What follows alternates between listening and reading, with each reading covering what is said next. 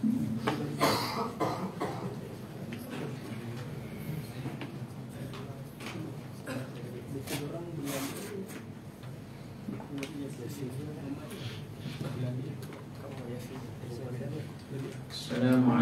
warahmatullahi taala wabarakatuh. Waalaikumsalam warahmatullahi wabarakatuh.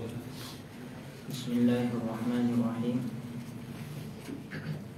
Alhamdulillahi rabbil alamin. Wa bihi nasta'in ala umuri dunya waddin. Wassalatu wassalamu ala sayyidina wa habibina wa syafi'ina wa qudwatina Muhammad bin Abdullah wa ala alihi wa sahbihi wa man ittaba'a hudahum ila yaumiddin. Subhanaka la ilma lana illa ma 'allamtana innaka antal alimul hakim. Qala rabbi shrah li sadri wa yassir li amri wahlul 'uqdatam min lisani yafqahu qawli. Rabbi yassir wa la tu'assir wa tammim bil khair bi rahmatika ya arhamar rahimin. Allahumma faqihna fid din wa 'allimna at-ta'wil wa rzuqna fahma an-nabi wa hdina ila sawa'is sabil. Amma ba'd.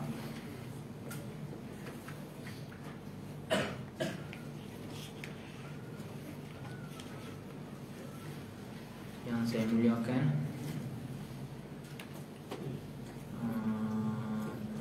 pegawai dah ni. Pegawai kat rumah. Okey, pegawai bagi Negeri Sembilan, Tuan Muhammad Auf, Ustaz Muhammad Auf bin Nurzan Shah dan barisan AJKT dan seluruh muslimin dan muslimat rahimahumullah taala.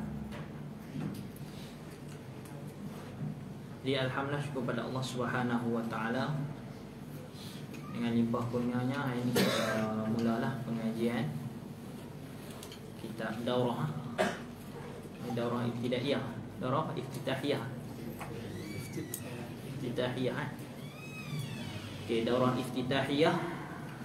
Semua pelajar baru ada yang lama ni. Pelajar baru nah. Ana dari Pulau Pinang, jadi cakap utara sikitlah.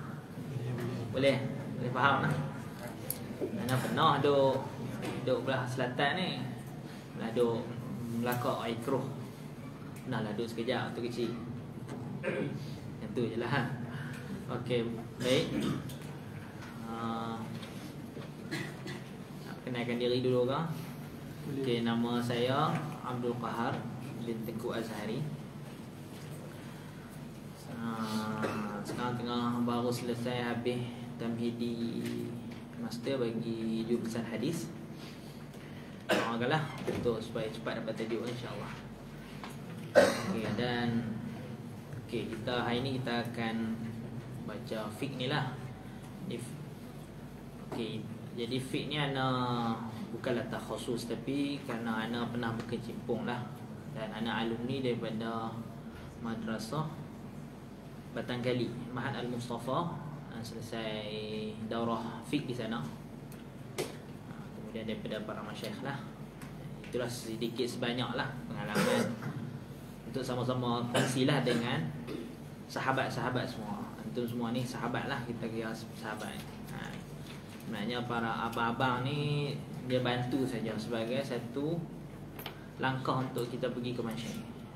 Satu langkah je lah untuk duduk berteleku di depan para masyayikh hafizahumullah ta'ala. Cuma jangan kita siap-siap. Jangan kita terlalu panggil yaduru ala anfusina, kita pusing kat kita je. Jangan. Kita kena ihtikad dalam ilmu ni, dia kena ada ihtikad. Ihtikad ni mana kita berjumpa dengan orang ni, dengan para masyayikh. Jadi ilmu kita tu akan matang lah, akan matang. Okey, baik. Ini sebagai tangga je lah. Sebagai tangga kita berkongsi untuk memudahkan cara, bukan untuk mengajar tapi untuk memudahkan cara, supaya kita dapat sama-sama lah itqan dalam ilmu insya-Allah. Okey. Ya, alhamdulillah hari ini kita mulalah pengajian kitab dalam Fiqh Syafi'i menggunakan kitab Ar-Risalah Jami'ah. Jadi sebelum kita masuk dalam pengenalan tentang kitab, Mungkin sebahagian daripada antum semua mungkin dah dengar tentang apa itu mazhab dan sebagainya. Mungkin ada bagi pengenalan lah sikit, supaya kita ni ada raghbah, maknanya keinginan yang kuat, dan kita tahu kepentingan kenapa kita mengaji fiqh. Terutama kita mengaji fiqh mazhabi. Jadi kenapa kita mengaji fiqh mazhabi? Pertama ialah supaya kita punya akal ni muntazim, masa atau akal kita mabut, mundabit. Bolehlah kita isahlah macam mana akal kita ni tersusun dan kita dapat berfikir secara benar, betul, mengikut kaedah-kaedah yang diterima oleh para ulama. Kalau kita tidak bermazhab ni, ataupun kita tidak melalui tarik yang para ulama kita letak, dengan cara pengajian dengan mengikut para ulama kita dengan jalan mazhab lah kita kata, maka kita punya akal kita ni akan berceramuk. Kalau Arab sebut ashwaiyah, dia ambil kat sini, dia kutip kat sini, dia buat sini, dan sekali tidak ada kaedah yang mundabitah, tak ada kaedah yang tepat yang untuk menghukum satu perkara. Beza dengan mazhab. Mazhab ni dia sesuatu yang kalau kita sebut mazhab ni sesuatu yang syai'un mutakamil, sesuatu yang memang sempurna. Mutakamil lah kita mengaji dalam usul ni, mana saling disempurnakan. Mazhab yang menyempurnakan benda lain dan benda lain menyempurnakan mazhab. Kerana dia tu telah dikhidmati, makhdumah. Kemudian mutakamilah, semua sudut dia dikhidmati, dari sudut usul fiqhnya, dari sudut qawaidul fiqhiyahnya. Jadi semua tu dikhidmati dengan khidmat yang cemerlang. Waktu kalau para masyayikh sebut, bila kita mengaji kitab para ulama, kita bukan mengaji musannifnya, kita tengah mengaji uqulul ummah. Kita mengaji akal umat. Dalam tu ada akal para a'imah kita. Tu kita kena faham. Jadi kita akan rasa benda tu besar. Kita bukan mengaji musannifnya. Musannif ni kemungkinan dia naqil ya, ataupun kemungkinan dia ada lah i'tiradat nafsiyah dia sikit, syakhsiyah dia ada. Tapi bukan dia seorang. Sebelum tu dia ambil. Kemudian satu mazhab tu kalau kita tengok daripada turutan kan, turutan mazhab kita tengok, kalau contoh kitab lah, kitab mazhab Syafi'i sendiri, dari mana bermulanya, dari kitab Al-Um lah kalau mazhab Syafi'i itu, Al-Um. Kemudian turun kepada Mukhtasar Muzani, Mukhtasar Buaiti. Cuma ni lah sebagai mana kita nak dakik lah dalam kita punya pemahaman. Mukhtasar Muzani dengan Mukhtasar Buaiti ni dia bukan mukhtasar bagi Al-Um. Jadi kalau orang kata dia tu ringkasan bagi Al-Um tu tak berapa tepat. Al-Um ni dia memang kitab mustaqil yang diimlak, yang Imam Syafi'i imlakkan kepada anak murid. Imam Syafi'i mungkin ada dah dia karang, kemudian diimlakkan kepada anak murid. Berbeza dengan mukhtasar. Mukhtasar ni maknanya para anak muridnya. Masyaallah anak murid Imam Syafi'i, Al-Muzani, Al-Buaiti, kemudian Arabi Al-Jizi, Arabi Al-Muradi dan sebagainya, para imam. Tapi yang masyhur Mukhtasar Muzani dan Mukhtasar Buaiti, dan ada beberapa lagi mukhtasarat. Jadi Mukhtasar Muzani ni sebenarnya adalah kitab mustaqil. Kenapa panggil mukhtasar? Kerana dia ringkas, dia tak macam Al-Um. Bukan dia diringkas daripada Al-Um. Kena faham kan? Dia adalah ringkasan daripada aqwal-aqwal Imam Syafi'i. Kemudian ada sedikit tambahan daripada, contoh Imam Muzani, dia ada sedikit tambahan daripada pandangan beliau sendiri. Kemudian beliau imlakkan kepada Imam Syafi'i. Mana beliau bentang, dia punya arf.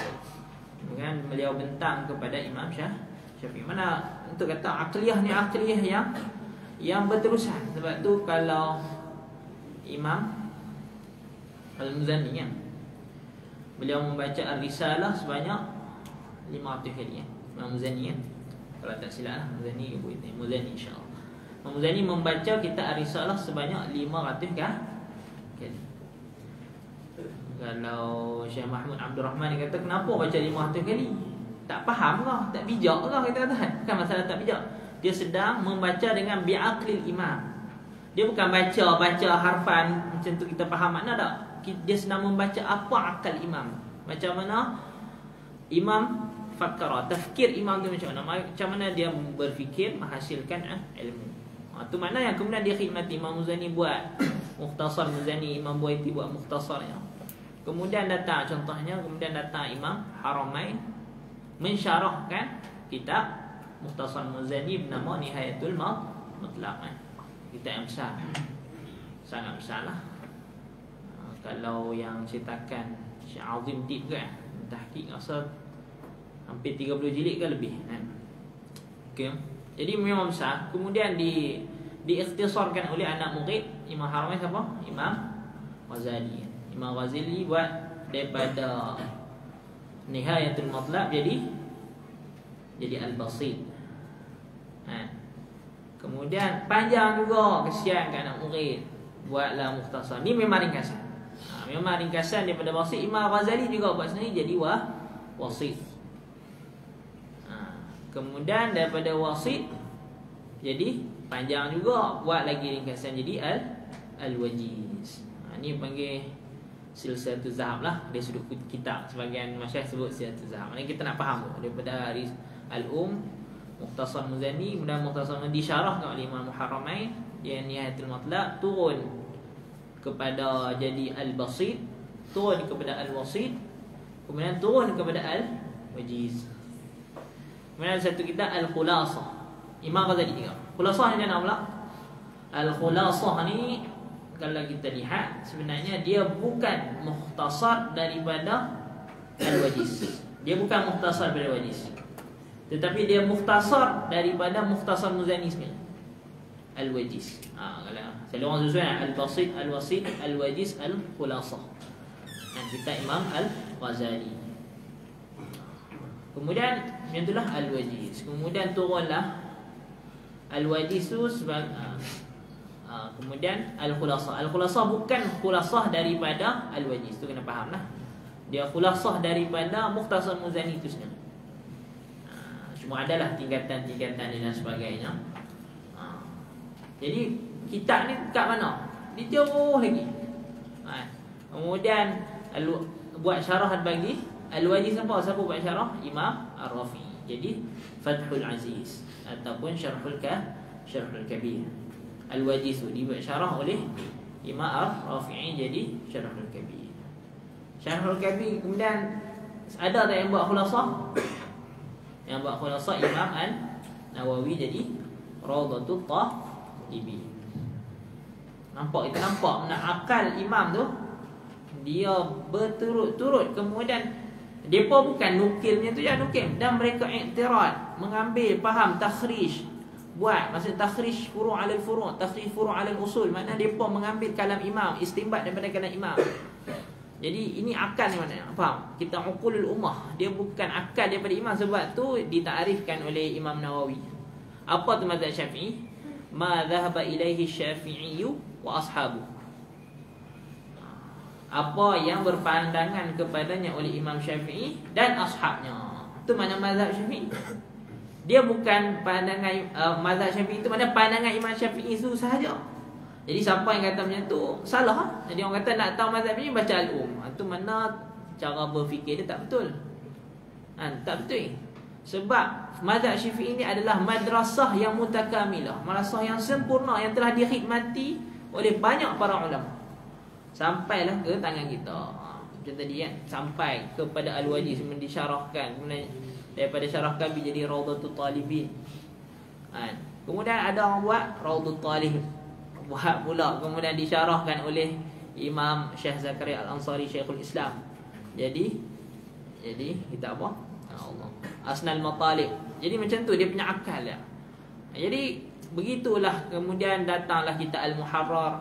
Muharrar ni kita asing pula, kitab baru. Imam Rafi'i jadi Muharrar, jadi kemudian daripada Muharrar jadilah Minhajut Talibin. Kemudian Minhajut Talibin keluarlah syuruh Tuhfatul Muhtaj, Nihayatul Muhtaj, Syarhul Mahalli dan sebagainya, Mughnil Muhtaj, macam tu. Kemudian daripada itulah kemudian semua mutaakhirin seperti Risalah Jami'ah semua kembali pada syuruh yang utama bagi syarah-syarah Minhaj. Macam tu akal. Begitulah Risalah Jami'ah ni pun semua ambil daripada syuruh-syuruh Minhaj. Cuma dia sangat ikhtisar lah. Jadi Risalah Jami'ah ni dia bukanlah ikhtisar daripada mana-mana, tapi dia kitab yang mustaqil, tetapi dia bukanlah kitab yang dicipta sendiri, tetapi ambil daripada dapatan para imam yang terdahulu. Dan cuma Risalah Jami'ah ni karangan Imam Al-Allamah Ahmad bin Zain bin Alawi Al-Habsyi. Beliau daripada kalangan ulama Hadramaut.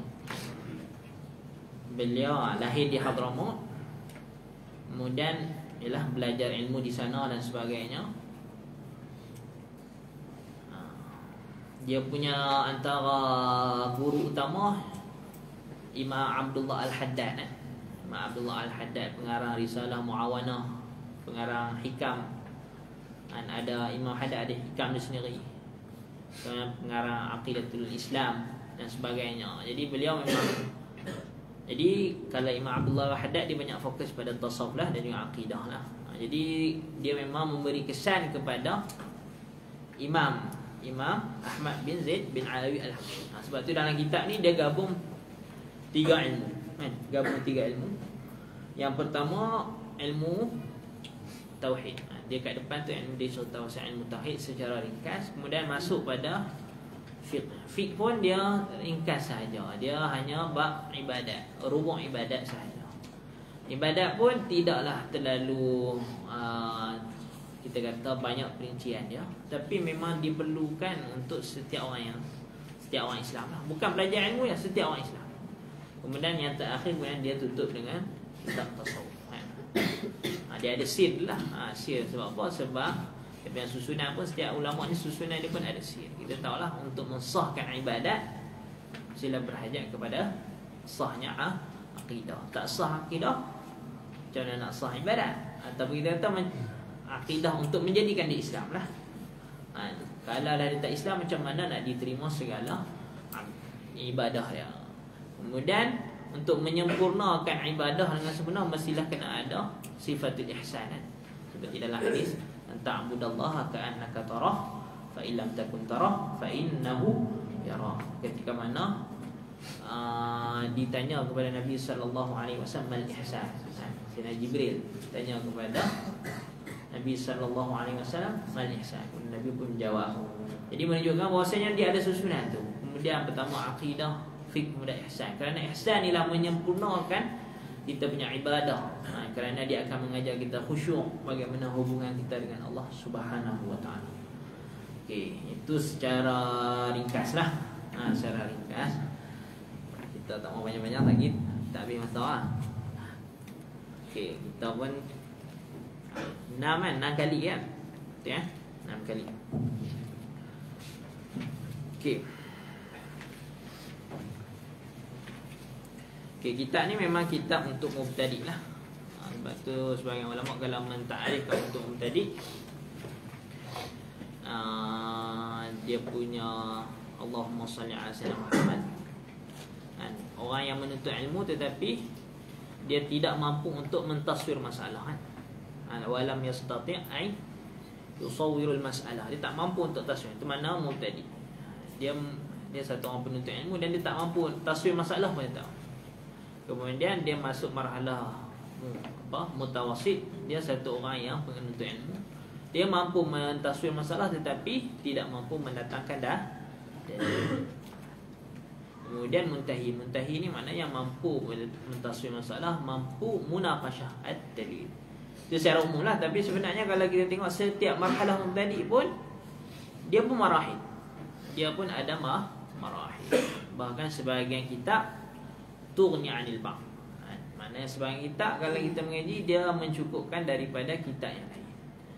Maknanya bukan kita nak mengaji semua, tapi kita dapat akliyah tu. Maknanya kalau kita mengaji pada pihak mubtadi', kita dapat ihatah semua masalah dalam peringkat mubtadi'. Supaya kalau kita baca kitab yang peringkat mubtadi', kita akan faham. Kita mustahil lah mengaji semua kitab dalam peringkat mubtadi' lah. Sebab tu tidak ada mungkin la hajara fi babil qiraah. Ulama sebut tidak ada batasan dalam bab qiraah. Tapi apa maksud para masyayikh itu tidak ada batasan bab qiraah? Adalah apabila orang tu membaca pada mustawa dia. Itu maksudnya. Kalaulah dia mustawa tadi, maka dia boleh baca semua kitab yang peringkat tadi. Tak kisah walaupun kitab tu dia tak mengaji. Dia mengaji kitab lain dia boleh baca. Supaya apa? Dia meluaskan dia punya dia punya pemikiran dan sebagainya, untuk meluaskan lagi pembacaan. Cuma bahkan kalau dia dah mengaji, dia boleh mula-mula untuk baca kitab mutawassit. Yang mubtadi bila dia dah mula mengaji, dah habis sampai habis, dia dah boleh mula je berjinak-jinak untuk baca kitab mutawassit. Macam tu juga orang mutawassit, dia maksudnya dia boleh baca semua peringkat yang mana mutawassit, kemudian dia boleh berjinak-jinak untuk mula baca kitab yang muntahi. Itulah sedikit sebanyak. Okey, kemudian kita ni ana bawa nuskhah ana bawa kitab Risalah Jami'ah dengan syarah Ad-Dalalatun Nafi'ah lah, karangan Salih Al-Matran Al-Bakiran Ba-Ma'ban pengarang. Jadi pengarang ni pengarang semasa lah, ulama muasirin. Jadi kat Dalalah Nafi'ah ni dia mudah lah. Dia ana pun tak baca semua talik-talik. Dia mufid dan dia ringkas. Untuk pembacaan lah bagus. Cuma dia banyak syarah-syarah bagi Risalah Jami'ah. Antara syarah yang paling panjang kitab Allahumma salli ala Syekh Abdullah Basudan, Anwarul Lami'ah. Anwarul Lami'ah, Abdullah Basudan, Imam Allamah Abdullah Basudan. Kitab tu sangat panjang dan mufid lah. Abdullah Basudan ni dia bahkan kalau kita lihat pandangan-pandangan dia tu amat diihtimam oleh para ulama di Hadramaut lah. Kerana beliau ada pandangan-pandangan dia yang berbeza dengan para ulama mutakhir. Maknanya dia punya syakhsiah lah. Dia bukan sekadar nukil, kemudian dia ada syakhsiah. Sebahagian tu dia ada pandangan. Syekh Abdullah Basudan hebat. Baca kitab-kitab dia ada kitab tentang haji dan syarah kepada Risalah Jami'ah. Bahkan kalau Bu'atul Mustarsyidin tu, kalau tahqiq, kalau cetakan Darul Faqih tu, dia ada takrir daripada Syekh Abdullah Basudan. Itu kitab yang utama lah, syarah dia panjang. Kemudian syarah yang antara syarah dia bagi Risalah Jami'ah yang antara yang awal adalah Syekh Umar Nawawi Al-Bantani. Syekh Nawawi Al-Bantani lah, ulama daripada Nusantara kan. Beliau punya kubur di mana? Di Ma'laan, di Mu'allaan di Mekah. Jadi beliau ada mensyarahkan namanya Bahjatul Wasail. Bahjatul Wasail.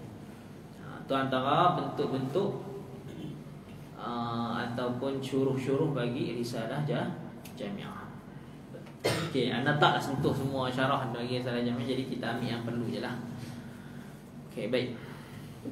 Jadi kalau nak baca biografi adalah bagi pengarang, baca apa? Kalau cetakan Darul Minhaj panjang, dia cerita pasal biografi bagi pengarang. Okey, kita mula baca. Okey, bismillahirrahmanirrahim. Okey, sebelum tu kita sedekahkan Fatihah kepada pengarang, dan juga yang utamalah kita sedekahkan Fatihah kepada junjungan besar Nabi Muhammad sallallahu alaihi wasallam, kepada khususan kepada al-muallif, kemudian kepada keseluruhan muslimin dan muslimat. Al-Fatihah. Bismillahirrahmanirrahim. Alhamdulillahirabbil alamin.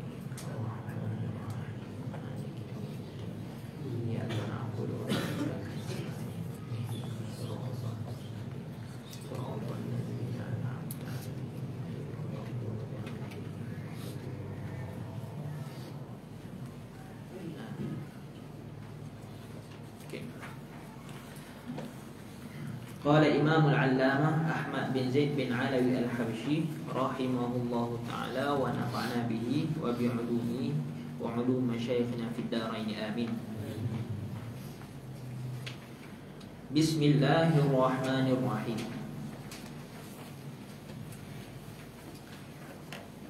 Dengan nama Allah yang Maha Pemurah lagi Maha Mengasihani.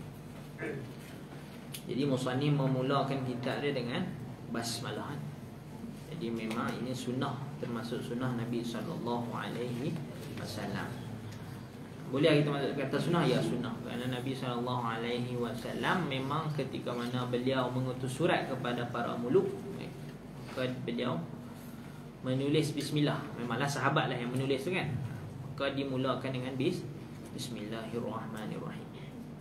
Jadi walaupun dalam masalah ni ada hadis yang masyhur lah, kullu amrin dhi badin la yubda'u bi bismillah fahuwa abtar fahuwa aqta fahuwa ajzam, tu hadis tu ma'lul. Hadis yang ma'lul lah. Okay, Ustaz Khalid dah cerita kan, hadis tu ma'lul.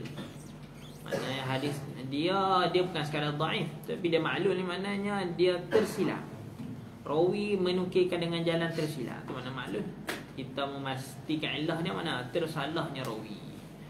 Rawi tu sebenarnya hadis tu datang dengan sirat yang lain. Bilhamdulillah. Semua tu itu sabit dengan sebahagian riwayat bizikrillah, tu sabit. Ada pun dengan bismillah itu tidak sabit. Jadi kemungkinan rawi tertukar dengan perkataan hamdalah dengan bismillah. Itu yang rajih lah. Jadi hadisnya hadis ma'lul. Tapi adakah itu menafikan kesunahan bismillah? Tak nafi. Kerana kaedah yang masyhur kan, butlanul dalil la yastalzim butlanul madlul, atau la yastalzim butlanal madlul. Maknanya batalnya satu dalil yang tertentu. Mana kita tengok ada orang kata hadis ni dhaif, ni apa dan sebagainya, hadis ni tak boleh dijadikan hujah. Adakah batal madlul yang ditunjukkan oleh hadis tu? Tak. Kerana kemungkinan madlul itu sabit dengan hujah yang lain kan. Itu masyhurlah kaedah yang masyhur.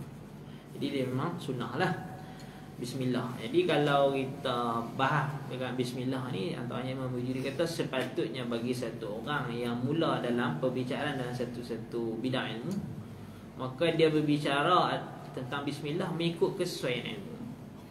Jadi kalau orang yang berbicara tentang tauhid, dia bicaralah tentang makna-makna tauhid yang ada di dalam bismillah kan. Macam kita ni dalam fiqh terutamanya, bahkan sini pun tauhid, boleh kita bahas sikit lah. Kalau ada sudut, dia ada dalam niat tauhid, pastilah ada. Pertama dia akan cerita pasal ismullah tu kan, apa tu lafzul jalalah. Kemudian masuk dalam ar-rahmanir-rahim. Jadi lafzul jalalah masyhurlah bagi alam, bagi zat yang wajibul wujud, yang muttasif bi kulli kamalat, kemudian yang suci daripada kullin naqais.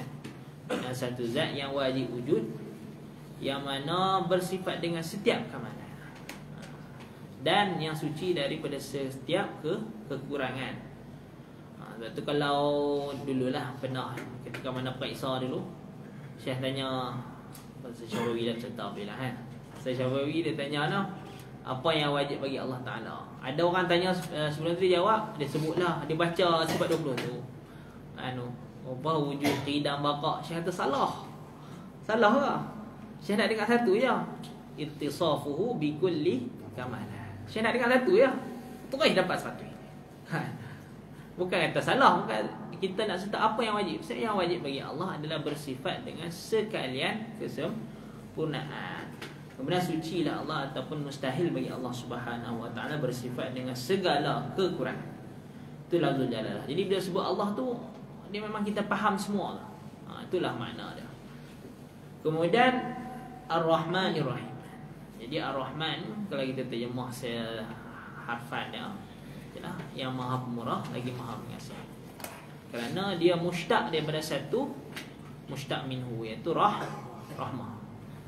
Jadi kalau kita lihat apa perbezaan Ar-Rahman dengan Ar-Rahim, kalau kita lihat dia sudut bina dia kan, bina dia berbeza. Kerana Ar-Rahman dia punya huruf 5 kan daripada Ar-Rahim, tetapi dia kembali pada satu makna, iaitu rahmah. Cuma Ar-Rahman abalagh min Ar-Rahim, lebih mubalaghah berbanding Ar-Rahim. Kerana apa lebih mubalaghah? Kerana binanya lebih.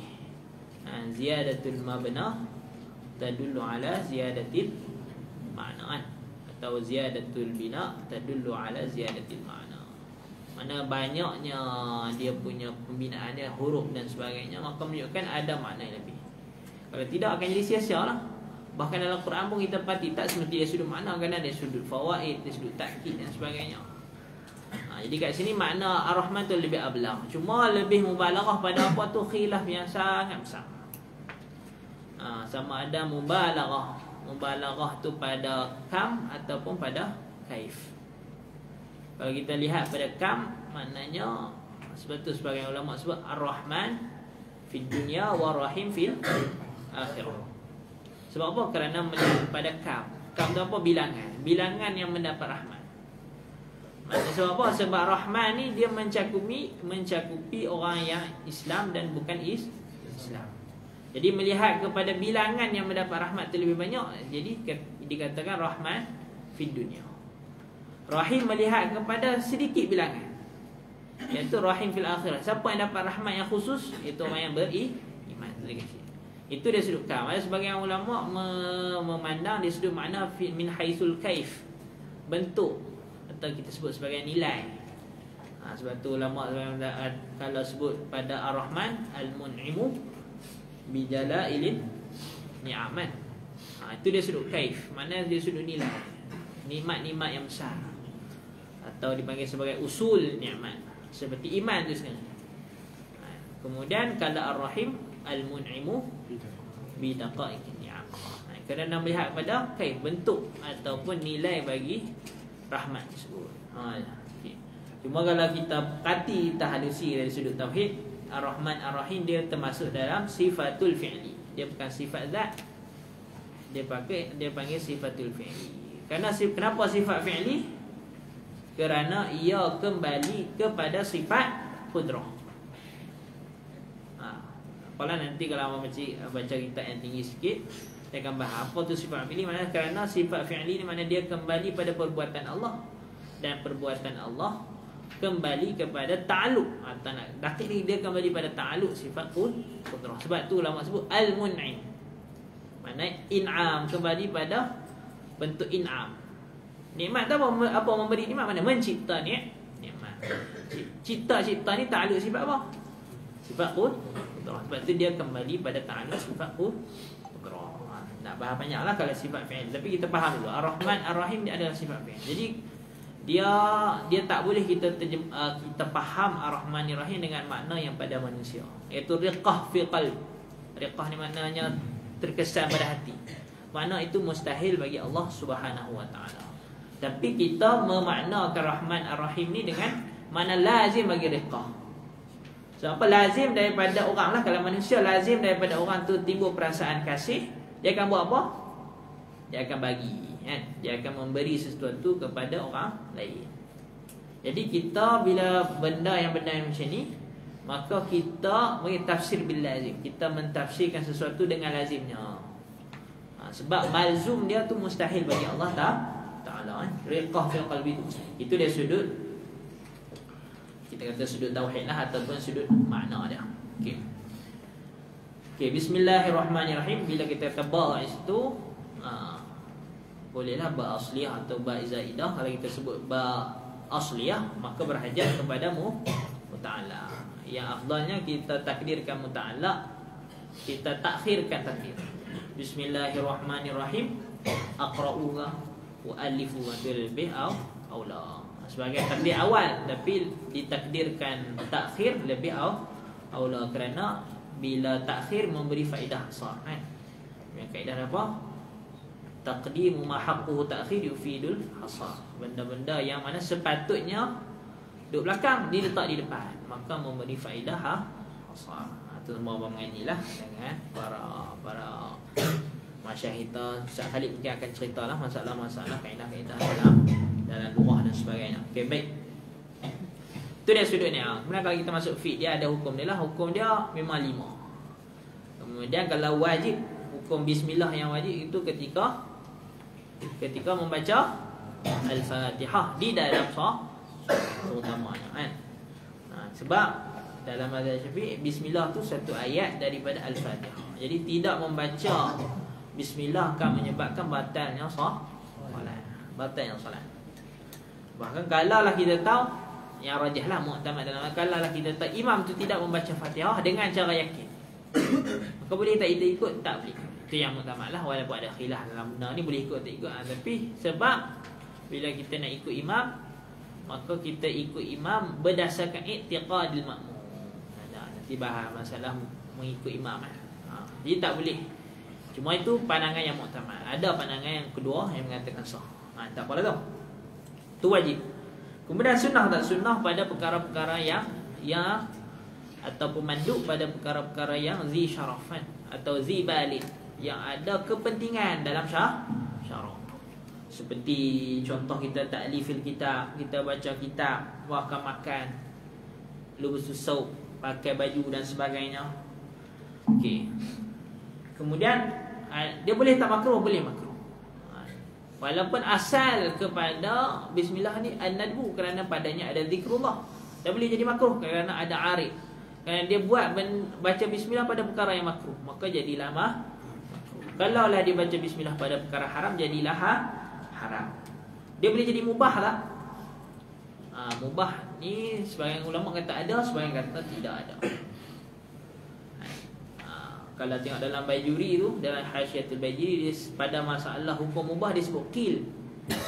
Qil ni yadullu ala sighah tamrid. Ada sighah tamrid yang tadullu ala dha'fil qaul. Bila sighah menggunakan sighah tamrid, qil. Wa yuqal, menggunakan sighah majhul kan. Bina majhul, maka menunjukkan kepada lemahnya pandangan tu. Ada tak makna bismillah dengan hukum mubah? Maknanya mubahnya apa? Sama, dia sudut fi'lun dan tarkun dia sama. Tidak dapat pahala dengan buat dan tidak dapat pahala dengan tinggal kan? Maka ada tak hukum dia? Qil mengatakan ada. Seperti contoh kita nak buat sesuatu yang tak ada kepentingan dalam syarak, tapi benda tu mubah. Seperti contoh yang kita sebut memindahkan barang, kita baca bismillah. Cuma ada satu kaedah lah. Kaedah ni disebutkan oleh Imam Bajuri juga. Dia sebut Allahumma salli ala Muhammad.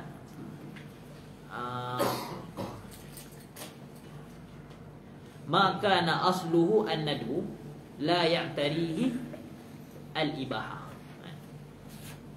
Maka na asluhu an-nadba lah. Kalau kita kal isim jadi khabar kana. Maka na asluhu an-nadba la ya'tarihi al-ibahatu. Jadi barang yang mana asal dia mandub, sunat, maka tidak datang kepadanya hukum ibahah. Tak datang sebab dia asalnya mandub. Jadi apa-apa bila kita kembali pada hukum asal, maka dia tetaplah sunat.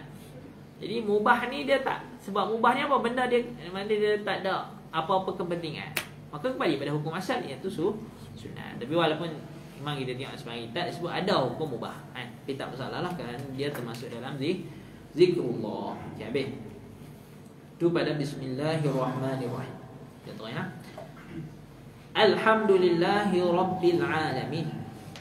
Segala puji atau puji-puji itu mustahaqun lillah. Lillahi ta'ala, mustahaqun lillah, berhak ataupun hanya kepada Allah Subhanahu wa ta'ala. Segala puji kan. Jadi puji ni kalau kita lihat pada lughah ni mana as-sana'an, puji lah, atau bagaimana tambah sikit as-sana'ul jamil ala jamil ikhtiyari kan. As-sana'ul jamil ala al-jamil al-ikhtiyari. Mana kita puji dengan cara yang baik. Kenapa? Sebab apa kita puji? Kerana adanya sesuatu yang cantik yang berbentuk ikhtiari. Itu dia sudut lughah. Kenapa kita puji Allah Subhanahu wa ta'ala? Kerana ada al-jamil al-ikhtiyari. Apa al-jamil itu? Penciptaan contohnya. Allah itu mukhtar. Allah itu bebas pada mencipta. Dia boleh mencipta dan boleh untuk tidak mencipta. Mukhtar. Kerana tidak mukrah, tidak dipaksa. Maka dengan sebab itu dia berhak dipuji. Dia sudut lughah lah. Adapun kalaulah puji bukan dengan sebab ikhtiari, lawan dia. Contohnya puji orang tu handsome, orang tu kacak dan sebagainya. Di ikhtiar tak dia handsome? Ada ikhtiari ada handsome. Contoh je. Jangan sampai tengok sama kawan-kawan pula kan. Contoh je. Maka itu tidak dinamakan sebagai alhamdulillah. Itu panggil madah. Kerana dia as-sana' semata-mata. As-sana' bukan di atas jamil ikhtiari. Sebagai itu ulama mengatakan syarat untuk menjadikan alhamdu mestilah benda as-sana'. Kemudian as-sana' pun as-sana' bil jamil, dengan cara yang baik. Kemudian ala jamilin al-ikhtiyari kan? Di atas perkara yang cantik yang dibasarkan kepada ikhtiar. Okey, habis tu. Ataupun sebahagian mengatakan alhamdu dengan makna fi'lun yumbi'u an ta'zimil mun'im, satu perbuatan yang membangkitkan, mengagungkan orang yang memberi nikmat, atau zat yang memberi nikmat lah, zat lah. Al-mun'im itu zat yang memberi nikmat, itu Allah Subhanahu wa taala. Dia sama makna dengan syukur. Alhamdu ni makna dengan sama makna dengan syukur dari sudut istilah ataupun dari sudut uruf. Okey, alhamdulillahi rabbil alamin. Segala puji, sama ada puji baharu kepada baharu atau puji baharu kepada qadim, puji qadim kepada qadim, puji qadim kepada baharu. Semualah. Dia ada puji yang 4 lah. Jadi semua itu tak kisahlah apa segala jenis puji, sama ada makhluk puji makhluk, makhluk puji Allah Subhanahu wa taala, ataupun Allah Subhanahu wa taala puji diri dia sendiri, ataupun Allah Subhanahu puji makhluk. Seperti Allah Subhanahu puji Nabi sallallahu alaihi wasallam, maka itu kembali kepada puji kepada Allah Subhanahu wa taala. Alhamdulillahi rabbil alamin, Tuhan sekalian alam. Habis. Hamdan yuwafi ni'amahu wa yukafi'u mazidah. Puji yang memenuhi akan nikmat-nikmatnya, wa yukafi'u, dan sembanding mazidahu, akan tambahan nikmat-nikmatnya. Okey. Apa ya? Wa sallallahu ala sayyidina Muhammadin wa ala alihi wa sahbihi wasallam. Dan berselawat Allah Subhanahu wa taala ke atas sayyidina Muhammad wa ala adan, ke atas keluarga Nabi sallallahu alaihi wasallam dan sahabat. Wasallam, dan wasallam tu ditakdir wa sallam ala Muhammad. Okey.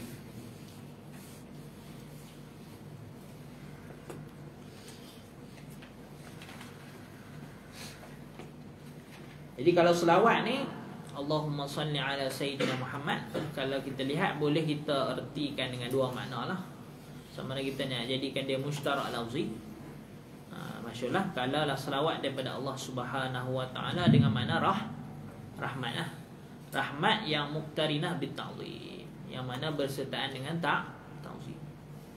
Kalaulah daripada malaikat dengan makna istighfar, kalaulah daripada makhluk ataupun daripada manusia lah, malaikat makhluk daripada manusia dengan makna ad-du'a.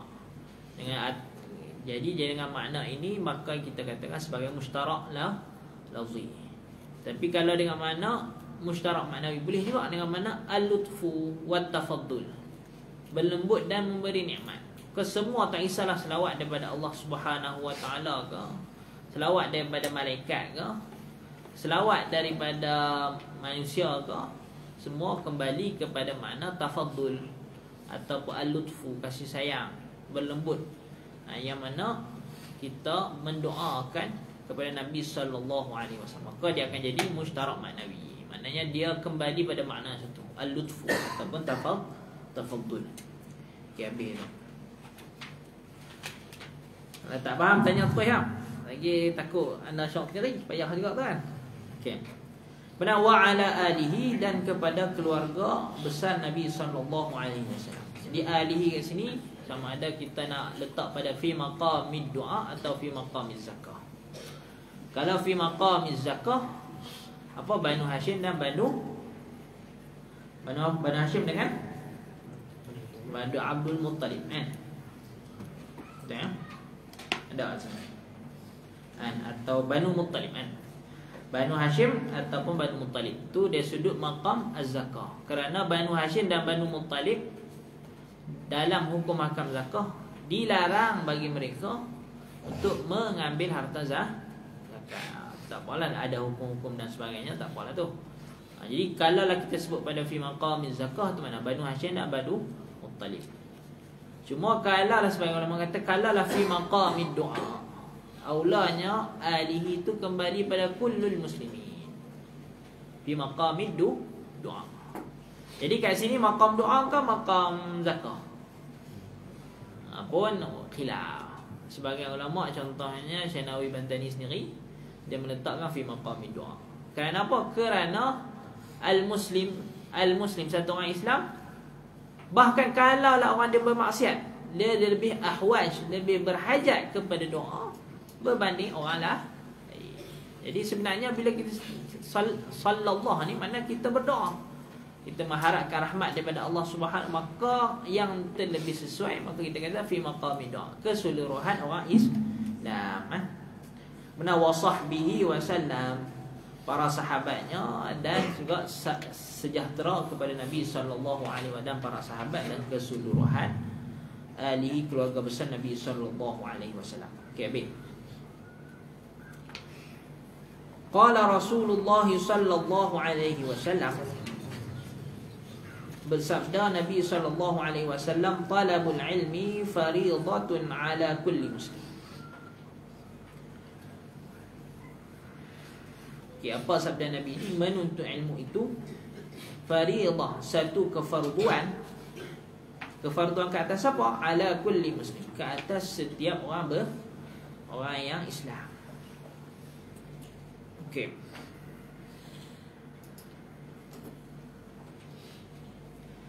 Jadi hadis ni menunjukkan bahawasanya dia menuntut ilmu ni dia satu kefarduan. Jadi kefarduan tu pada apa? Pada masalah panggil ilmul hal. Ilmul hal, mana satu keadaan yang mana ia berhajat kepadanya sekarang. Itu ilmul hal. Jadi kalau orang Islam dia berhajat untuk sembahyang setiap hari, maka wajib bagi setiap orang Islam belajar sesuatu yang menyebabkan sah sembahyang dia, wajiblah ilmul hal. Begitu juga kalau orang yang nak berniaga, maka menjadi kefarduan, bahkan fardu ain untuk dia belajar dan muamalah ilmul hal. Dia lari ilmul hal. Itu juga kalau orang nak pergi haji, dia wajib tak belajar haji sebelum dia pergi haji? Sebenarnya tak wajib, jadi fardu kifayah saja. Tapi bila dia nak tunai haji, wajib dia belajar tentang bab haji. Begitulah juga seterusnya setiap bab dengan ilmu hal. Itu dia sudut makna hadis ni lah, farduan. Okey, cuma berkenaan dengan status hadis ni memang diperselisihkan oleh para ulama. Cuma yang rajihnya hadis ni hadis hasan lah, kerana melihat kepada kepelbagaian jalur yang datang dalam hadis ni. Hadis ni diriwayatkan oleh Imam Ibn Majah dalam Sunan. Cuma hadis ni ada Al-Hafiz Ahmad Siddiq Al-Ghumari, dia ada kitab nama Al-Mushim. Al-Mushim. Mushim lah fi bayani hal hadisnya talabul ilm fariidatun ala kulli muslim.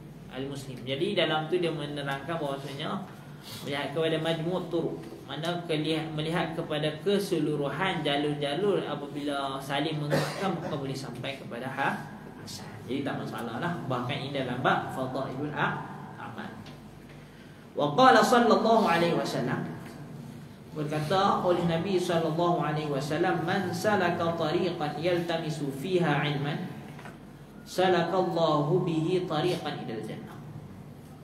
Barang siapa yang menelusuri jalan menuntut padanya jalan tersebut, ilma akan ilmu.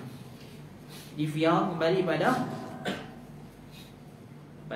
tariqan, man salaka tariqan yaltamisu fiha tariq. Jadi sebab tariq ni dia lafaz yang mana boleh muzakkar dan mu'an, dia dua-dua boleh muzakkar dan mu'an. Jadi fiha kalau kembali pada tariq boleh nak jadikan dia sebagai fihi boleh, tapi dalam hadis ni fiha lah. Menunjukkan bahawasanya tariq walaupun kalau tengok lafaz tak ada pun tanda-tanda taknis kan, tapi kerana dia memang boleh dua, boleh taknis dan boleh tazkir. Menuntut, mencari fiha pada jalan tersebut, ilma akan ilmu. Salakallahu bihi tariqan ilal jannah, maka kemudian Allah memudahkan, salakatna sahala, Allah memudahkan baginya tariqan ilal jannah, ataupun mana waffaqa, Allah memberi taufik kepadanya untuk jalan ke syurga. Mana barang siapa yang mana memang dia menuntut ilmu dengan ikhlas, maka Allah akan tarik dia untuk dia beramal. Secara umum lah kita kata makna secara umum. Mana orang yang ikhlas, Allah akan tuntut dia. Allah akan tuntut, seperti dalam hadis kan, apabila satu orang ingat kepada aku, apabila dia ingat kepada aku fi nafsi, apabila dia ingat kepada aku di dalam dirinya, zakartuhu fi nafsi, maka aku pun ingat di dalam diri. Maknanya Allah akan tuntun. Kemudian apabila satu orang tu berjalan, dia akan menjadi tangan yang mana ia berpegang dengannya. Dia akan menjadi kaki, aku akan menjadi kaki, ia akan berjalan dengan yang mana Allah akan tuntun dia untuk sampai kepada Allah Subhanahu wa taala, yang bawa kepada syurga Allah Subhanahu wa taala. Itu mana salakallahu bihi tariqan ila jannah. Bahkan sebagai masyayikh antaranya Syekh Jamal Faruq, dia kata ini adalah level yang paling rendah bagi penuntut ilmu. Mana apa level paling rendah ni? Paling rendah niat bagi seorang penuntut ilmu adalah syurga. Itu paling rendah. Sepatut niat dia adalah mardatillah. Syurga ni sebenarnya niat ikhlas juga, tapi ikhlas sebenarnya rendah. Kalau ni lah kita bahas tentang tasawuf, rendah. Jadi sepatutnya orang penuntut ilmu ni dia harap satu je. Sama ada dia alim ke tak alim, dia tak kisah. Kenapa dia menuntut ilmu? Kerana mengharapkan keridhaan Allah Subhanahu wa taala. Okey, tak apa lah tu. Baik. Wa ba'du, dan selepas basmalah, hamdalah, selawat dan salam kepada Nabi SAW, maksudnya ba'da ma taqaddama, selepas apa yang telah lalu daripada selawat, salam dan sebagainya. Fahadihi, dan ini masailu mukhtasaratun. Jadi ini isyarat kepada apa? Isyarat kepada kitab ni lah. Cuma kita lihat ulama beritahu isyarat dia kalaulah kitab ni atau muqaddimah ni ataupun tulisan ni ditulis, muqaddimah lah, ditulis selepas dia menulis kitab, maka dia beri isyarah haqiqiyah kan. Isyarah yang sebenar sebab dia isyarat kepada kitab yang telah siap. Tapi kalaulah muqaddimah tu ditulis terlebih dahulu sebelum kitab siap, dia tulis dulu muqaddimah baru dia tulis kitab, maka isyarah tu isyarah majaziyah. Maknanya isyarah kepada apa yang di dalam zihin muallif. Okey, terus. Dan ini masailu mukhtasaratun, masalah-masalah yang ringkas. Maknanya yang kalimat yang sedikit tetapi mempunyai makna yang banyak. Min ba'di kutubi hujjatil Islam, daripada sebahagian kitab-kitab hujjatil Islam Al-Ghazali ghaliban, daripada kitab-kitab Hujjatul Islam, laqab bagi Imam Al-Ghazali rahimahullahu ta'ala. Ghaliban, pada kebiasaan. Maknanya ada juga diambil daripada kitab lain, tapi ghaliban bukan diambil daripada kitab Imam Al-Ghazali. Bahkan kalau dalam bab depan ni diambil dari kitab Qawaidul Aqaid yang di dalam Al-Ihya. Sebab Imam Ghazali ada satu kitab nama Qawaidul Aqaid. Cuma Qawaidul Aqaid sebenarnya di dalam Ihya, dia bukan kitab mustaqil. Dia bukan kitab yang asing, dia dalam Ihya. Dia memang dalam bab dalam Ihya. Tapi kenapa ulama asing kan, bahkan ada sebagai imam seperti Imam Zarruq, dia ada syarah kitab Qawaidul Aqaid. Kerana ihtimam dengan dalam bab tu, menunjukkan pentingnya bab akidah dalam Ihya, maka diasingkan menjadi syarah yang mustaqil. Sedangkan dia di dalam bab Ihya, dia bukan kitab yang mustaqil. Jadi kebanyakannya diambil daripada kitab ataupun bab lah dalam Al-Ihya. Itu berkenaan dengan Qawaidul Aqaid, akidah umat Islam. Bahkan kalau Qawaidul Aqaid ni Imam Ghazali kata sebenarnya perkara ni untuk sebiah, untuk budak-budak, supaya dia diulang-ulang sehinggalah benda tu tertancap di dalam diri dia. Kemudian itu akan menjadi pegangan dia sampai dia besar. Cuma Imam Ghazali dia ada prinsip dia.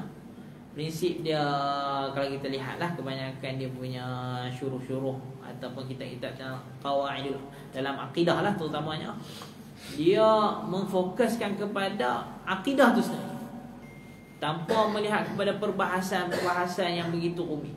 Itu fokus pada Imam Ghazali. Bahkan kalau tengok Imam Ghazali ada kritik orang yang mana belajar akidah sebelum belajar fiqh. Tapi mana apa Imam Ghazali kritik belajar akidah tu, mana ilmu kalam dengan mana perbahasan yang daqiq.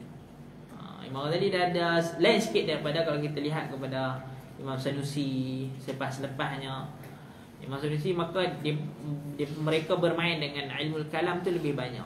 Bahkan kalau kita lihat masalah hukum orang muqallid kan, muqallid sama ada sah iman dia ataupun tidak, maka kalau kita lihat Imam Sanusi agak keras perkataan, tapi beza dengan Imam Ghazali. Maka tadi melihat yang penting adalah tertanam akidah. Adapun dalil akli, dalil nakli apa semua itu diletak tepi supaya tertancap dulu apa prinsip-prinsip akidah di dalam satu orang. Maka dia ulang qawaidul aqaid kepada satu orang budak sehinggalah ia berpegang sampai dia besar. Okey, habis. Kemudian man arafaha, barang siapa yang mengetahui akannya masail itu, wa amila biha, dan beramal dengannya masail, narju lahu minallahi ta'ala. Kejawab bagi man tu man syartiyah. Jawab dia narju lahu, maka kami mengharap untuknya, minallahi ta'ala, daripada Allah Subhanahu wa ta'ala. Harap apa? Ayyakuna tu ta'wil masdar menjadi maf'ul kepada narju. Kami mengharap apa? Bahawasanya yakuna adalah ia orang yang mengetahui dan beramal tu. Jadi dhamir kembali kepada man. Marji' dhamir mustatir takdiruhu huwa yarji'u ila man arafa. Yakunu adalah ia orang yang mengetahui dan beramal itu min ahli ilmi, di kalangan ahli ilmu, zahiran wa batinan, wa billahi taufiq. Dia sudut zahir dan juga batin. Maknanya dia sudut zahir ialah amalan, dia sudut pengamalan di dalam hukum akan syariat. Dia sudut batin akhlak dia dan hati dia, keikhlasan dia kepada hubungan dengan Allah Subhanahu wa taala. Wabillahi taufiq. Jadi musannif mendoakan. Sebab tu sebahagian ni antara doa-doa yang mustajab. Dia kata siapa yang bersungguh dan diikhlas dalam mengaji kita ni, dia akan jadi alim. Sebab doa musannif. Musannif secara khusus, siapa yang mengetahui dan beramal, kami mengharap untuk dia menjadi satu orang ahli ilmu. Ini doa daripada, dan kita berharaplah kita masuk di kalangan orang yang beramal dengan ilmu, kan? Dikurniakan ilmu yang bermanfaat dan kita beramal dengan ilmu yang diberikan. Okey, habis. Itu mukadimah dia lah. Okay, tak ada apa, kan? Kita terus masuk.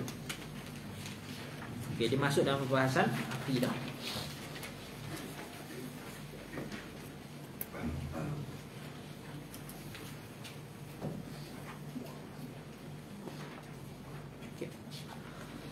Arkanul Islam.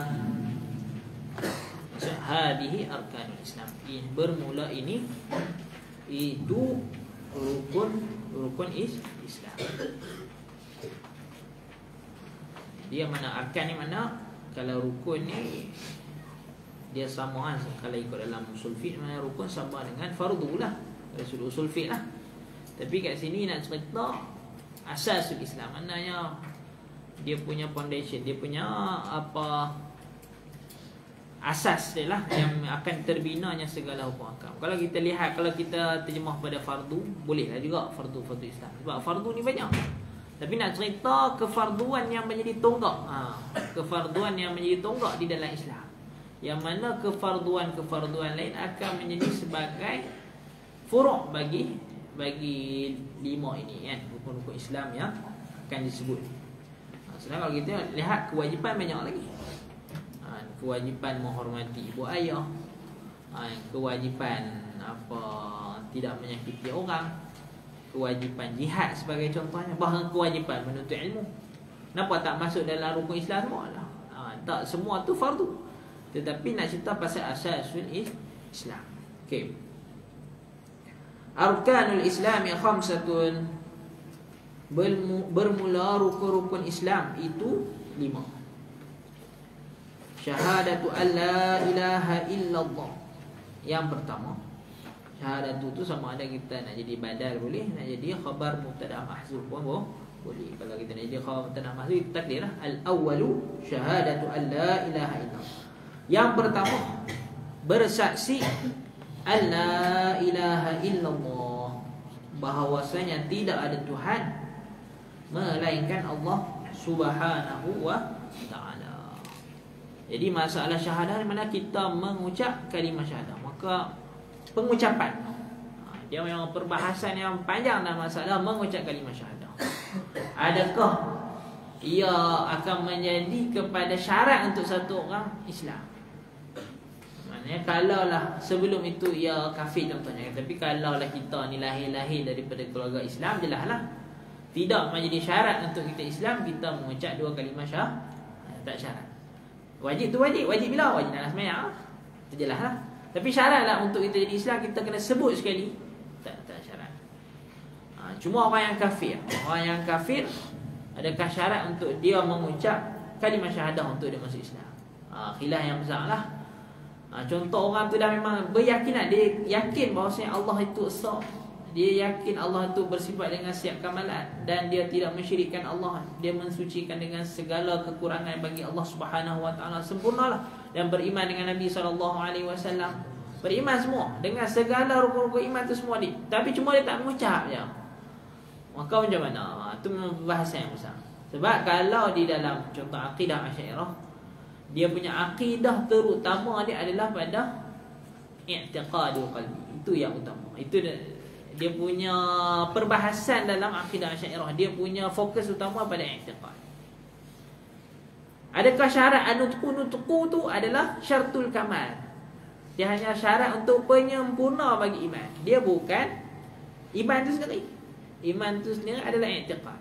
Adakah kita kata mengucap tu bukan iman? Dia iman, tetapi dia kamalul iman. Cuma bahasa panjanglah dalam mazhab. Kalau dalam kita tengok dalam mazhab Syafi'i, dia memang syarat untuk masuk Islam. Sebab tu kadang kalau kita campur masalah akidah, masalah dalam mazhab ni, dia akan jadi ceramuk sikit. Kalau kita tak dapat, kita tak pisah dengan baik lah. Bukan suruh berpisah mana kita asing tak. Maknanya kita kena tahu dalam, sebab apa? Dalam fiqh Syafi'i ataupun dalam fiqh lah, kita membahas kita dalam satu orang ikut zahiru tu, nahkum bil zawahir. Kita lihat pada zahir. Macam mana kita nak tahu orang tu Islam? Dengan cara dia mengucap. Sebab tu dalam kita tengok dalam kitab Syafi'i, wajib untuk satu orang yang mana dia bukan lahir daripada keluarga Islam, wajib dia mengucap sehingga kita hukum dia sebagai Islam. Itu sebab apa? Sebab dalam hukum fiqh dia membahas tentang zahir. Kita nak hukum dia, contoh satu orang tu mati, sebelum tu dia kafir, macam mana kita nak tahu dia Islam? Dengan cara dia mengucap. Kalau tak, kita akan terus muamalah dengan cara muamalah kafir. Adapun dalam kita akidah, kerana dia membicarakan tentang apa yang di sisi Allah Subhanahu wa taala. Itu masalahnya. Dia berbicara apa yang Allah terima. Yang terima terutamanya adalah apa yang di dalam pegangan satu orang. Kemungkinanlah satu orang contohnya sebelum mati, sebelum sampai roh kepada perumpung, dia sempat beriman dengan iman yang sebenar, dengan sempurna iman. Kemudian dia pun tak sempat mengucap pun, kemudian dia mati. Jadi ulama Asy'ariyah kata dia beriman, tapi beriman di sisi indallah, di sisi Allah Subhanahu wa taala.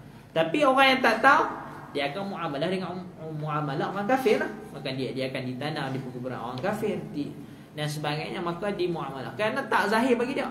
Tapi ulama Asy'ariyah atau ulama ul-aqidah, dia membahas dari apa yang di sisi Allah Subhanahu wa taala. Cuma dia sepakat sama ada ulama akidah ataupun ulama fiqh, masalah sekiranya dibentangkan kepada satu orang, dibentang, kita tak ucap kalimah syahadah, dan tidak ada sebarang mawani', tak ada mani', tak ada penghalang untuk dia tak mengucap. Kalau kita tanya, yakin tak? Yakin. Ini tak? Okay, yakin tak Nabi itu sebagai Nabi Muhammad SAW sebagai satu orang Rasul? Yakin. Mengucap, tak ada mani', tapi dia tak nak mengucap. Ketika itu pasti, sama ada ulama Asy'ariyah ke ulama fiqh ke, kata dia kafir. Kerana i'rad dia daripada tanpa sebarang mani' menunjukkan kepada ingkar. Di i'rad. Kenapa tak ada mani' pun? Lainlah kalau ada mani', seperti mana Ammar bin Yasir, ya. Ammar bin Yasir dipaksa sehingga mengucapkan kalimat kufur. Kan dalam Quran, illa man ukriha wa qalbuhu mutmainnun bil iman. Dalam ayat Quran. Melainkan, mana orang kafir ni memang akan disiksa oleh Allah, melainkan orang yang mana mengucap kalimat kufur tetapi wa qalbuhu mutmainnun bil iman. Hati dia tenang kepada iman. Mana kufur, kalimat yang kufur itu bukan kerana hati, kerana dipaksa. Sebab tu ulama akidah kata kalimat itu tidak menunjukkan kepada iman.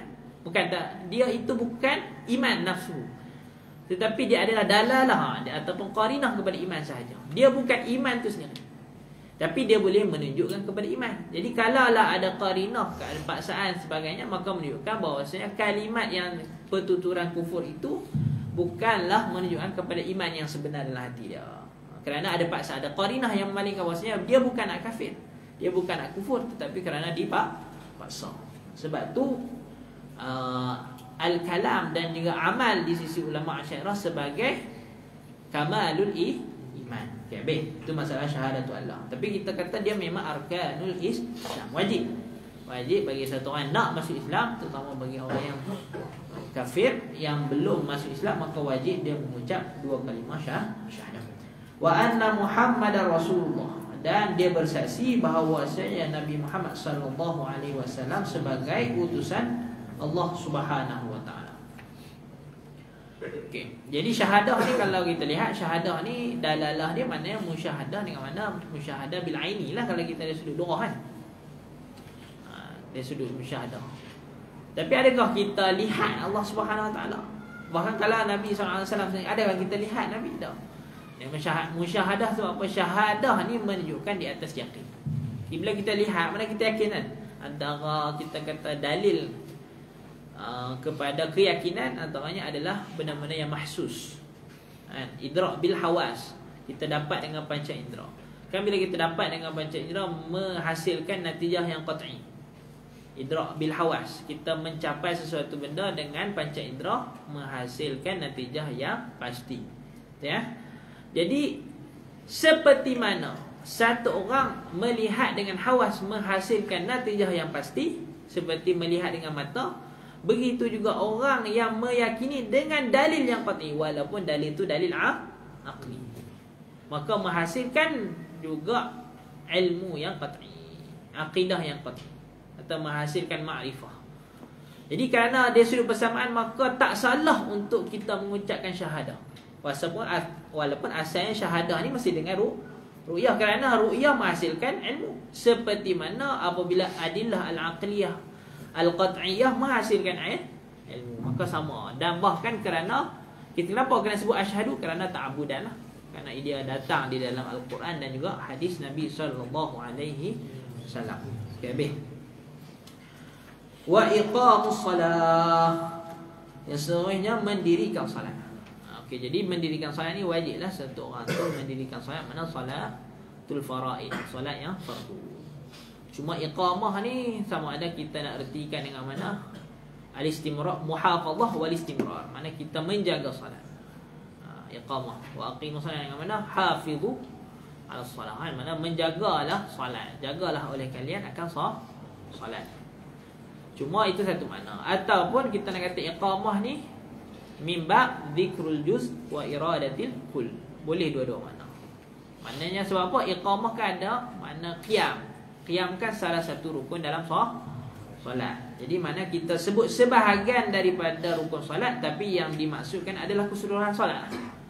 Boleh juga, tidak ada masalah. Sama ada dengan mana muhafazah wal istimrar.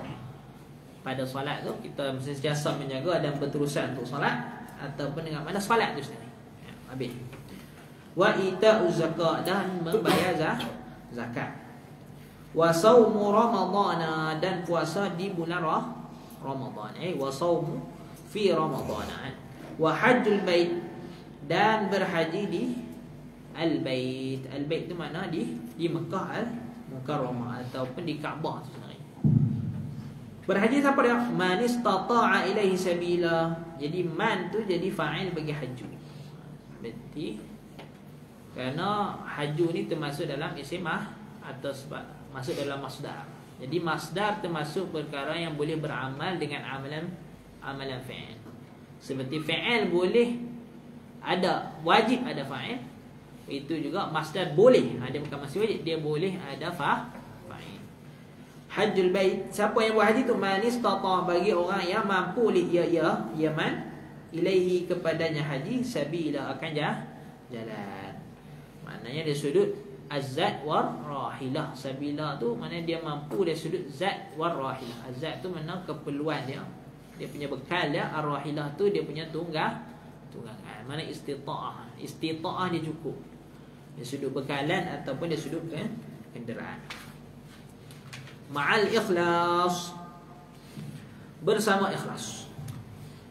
Okey, cuma ikhlas kat sini sekiranya ataupun dengan makna itulah Allahumma salli ala sayyidina Muhammad, dengan mana buat semata-mata kerana Allah Subhanahu wa taala. Maknanya tajarrudlah, tajrid anil ghair an ghairillah. Kita kosongkan amalan tu daripada selain Allah. Kita kosong, hanya saja kita buat tu kerana Allah. Jadi kalau kat sini, kalau ikhlas dengan makna tu, dia bukan syarat bagi sah amalan, tetapi syarat bagi qabul. Dengan makna ikhlas dengan makna tu. Tapi kalau lah kita erti kat sini ikhlas dengan mana istislam wal inqiyad. Ikhlas ni apa? Kita tunduk patuh terhadap hukum Allah, maka itu syarat bagi iman. Faham? Kalau lah kita ikhlas dengan mana tadi tajrid, kita kosongkan amalan itu anin ghairillah, daripada selain Allah, maka dia syarat bagi qabul, tapi bukan syarat bagi sah. Kalau tak ada ikhlas, sah tak ada sembahyang sah. Sah tak, tapi tak terima lah. Tak terima maknanya tak ada pahala. Nak faham lah. Faham tak ada pahala, tapi sah tak sah sembahyang. Dengan mana tabri'ah dimah, kosong dah kita punya tanggungjawab kita. Tapi ada pahala tak ada pahala, kosong lah, rugi ya. Tapi kalaulah kita kata ikhlas dengan mana al-inqiyad wal istislam. Inqiyad tu mana kita tunduk patuh terhadap hukum-hukum ni, maka dia menjadi syaratul iman. Syarat iman. Okey. Wa tasdiq, dan membenarkan. Okey. Faman lam yakun, oleh itu barang siapa yang tidaklah ia mukhlisan, mana ia tidak tunduk patuh, hanya dah dia secara zahir, fahuwa munafiq. Jadi kalaulah kita kata ikhlas dengan makna, kita sebut dengan makna yang pertama tu, dengan makna syarat tajrid tu, munafiq yang mana? Munafiq fil amal. Bukan munafiq nifaqul iman, nifaqul iman dah, munafiq fil amal. Maknanya dia tu dia sudut amalan dia ni. Tetapi dia bukan munafik dengan mana kufur. Sebab ada nifak yang dengan mana nifaqul iman. Maknanya dia menzahirkan iman tetapi dalam hati dia kufur.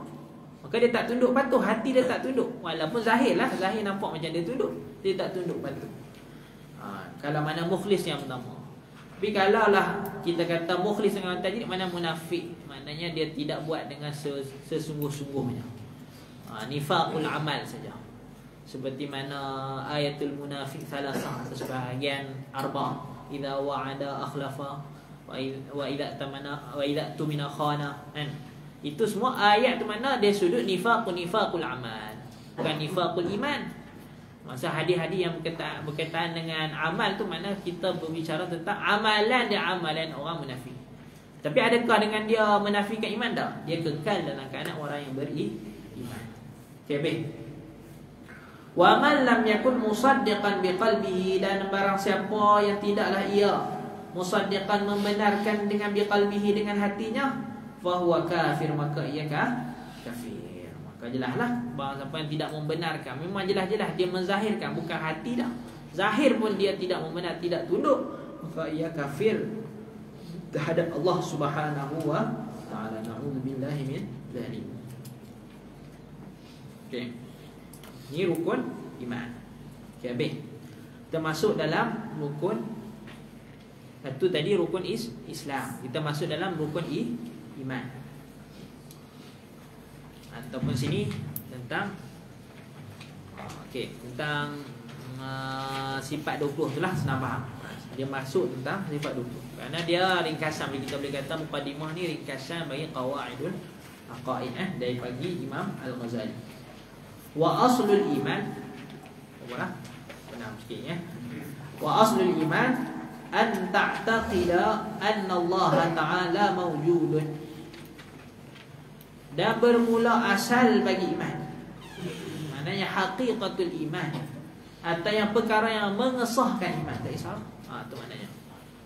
Bahasa apa? Anta taqida, bahasa yang beriktikad oleh kamu.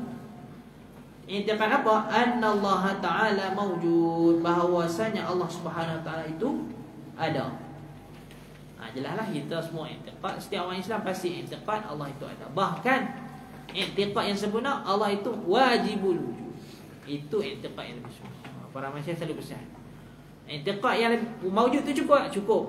Kita tak kata ni tak Tak kata Allah tu wajib wujud, tak sempurna, sempurna iman. Kalau dia kata Allah, apa yang i'tiqad Allah tu ada, sempurna ada iman. Cuma kita sebagai orang yang mengaji, kita kena i'tiqad wajib wujud. Supaya apa? Supaya bezanya wujudul hadis dengan wujudul qadim. Sebab wujudul qadim tu wujud dia yang wajib wujud, yang mana tidak boleh terima ternafi. Itu mana wajib, mesti. Kalau untuk terima mesti, dia mesti wujud, tak mungkin ternafi. Kemudian wa annahu ta'ala wahid, dan bahawasanya Allah Subhanahu wa taala itu tunggal ia, esa ia, la syarikalah, yang tidak ada sekutu baginya, wala misla wala shibha lahu, yang tidak ada seumpama dan tidak ada yang serupa baginya. Jadi misla wala shibha ni, cuma misla ni adalah dari sudut lughah. Sebahagian ulama mengatakan misla ni yang mana sama pada fi jami' sifat, mana dia sama setiap sudut. Syibih ni dia sama walau fi ba'dil wujuh. Itu dari sudut lughah lah, dari sudut lughah. Tapi dari sudut i'tiqad, kita beriktikad bahawasanya Allah Subhanahu wa taala tidak sama pada setiap sudut. Sama ada sudut hakikat zat Allah Subhanahu wa taala ataupun hakikat sifat. Mana tak sama hakikat zat dan hakikat sifat Allah Subhanahu wa taala dengan sifat dan juga zat hawadis, bagi perkara yang baru, segala sudut. Jadi kalaulah ada persamaan disebut dalam Quran, mana persamaan fil ismi atau fil asma sahaja. Seperti disifatkan Nabi Ar-Rauf Rahim. Nabi Allah sifatkan dia sebagai Rauf dan Rahim. Allah pun sifat Rauf Rahim juga. Jadi sama tu fil ismi saja, bukan pada haqiqatus sifat. Jadi tak ada beza. Sebab ada sebahagian kita tak nafi, para mubtadi' ni dia beza antara misla dan syibha. Dia kata Allah ni tidak ada misil. Syibih ada. Syibih ni wajah persamaan sikit ada, tapi dia taklah sama semua. Bahaya tu sebab dia kata Allah sebut laisa kamitslihi syai'. Allah guna lafaz misil, Allah tak guna lafaz syibih. Tu bahaya, sangat-sangat bahaya. Sebab ayat yang kita ambil bukan yang ni je, walam yakul lahu kufuwan ahad. Banyak ayat-ayat yang memang menafikan bahawasanya tidak ada persamaan secara total makhluk dengan Allah Subhanahu wa taala. Kabeh laisa kamitslihi syai'un wa huwas samiul basir. Dia istidlal dengan firman Allah Subhanahu wa taala, tidak ada yang seumpama sesuatu apa-apa. Wa huwas samiul basir, dan bermula ia Allah Subhanahu wa taala itu maha mendengar dan maha melihat. Cuma ni lah, kalau di sudut ayat ni sebagai ulama membahaslah di sudut tarkib. Kenapa Allah Subhanahu wa taala meletakkan laisa kamitslihi syai' dulu sebelum sami'ul basir? Kenapa? Untuk menatijahkan segala sifat tadi. Segala sifat Allah daripada awal kita dengar dah tak sama. Kalaulah terbalik, contoh ni sebagai contoh, bukan ayat Quran, contoh huwas sami'ul basir laisa kamitslihi syai'. Contoh bukan ayat Quran lah, kita contoh, kita terbalikkan. Ketika tu kalaulah penafian persamaan ni datang selepas, kemungkinan bila dengar ayat yang ni kita akan ada sami', seperti mana makhluk mendengar, Allah pun mendengar. Seperti makhluk melihat, Allah melihat. Jadi takut ada waham bahawa ada bentuk persamaan. Jadi awal-awal letak dulu laisa kamitslihi, mana ketika dengar wa huwas sami'ul basir sudah ternafi persamaan. Bukan isbat dulu, bukan nafi, tak, nafi dulu. Nafi dulu bahawasanya Allah tak sama dengan makhluk, kemudian kita isbat bahawasanya sifat-sifat kesempurnaan. Faham Itu dah sudut silah bagi tarkib, bagi susunan, bagi ayat Al-Quran. Okay, habis. Khalaqas samawati wal ardh.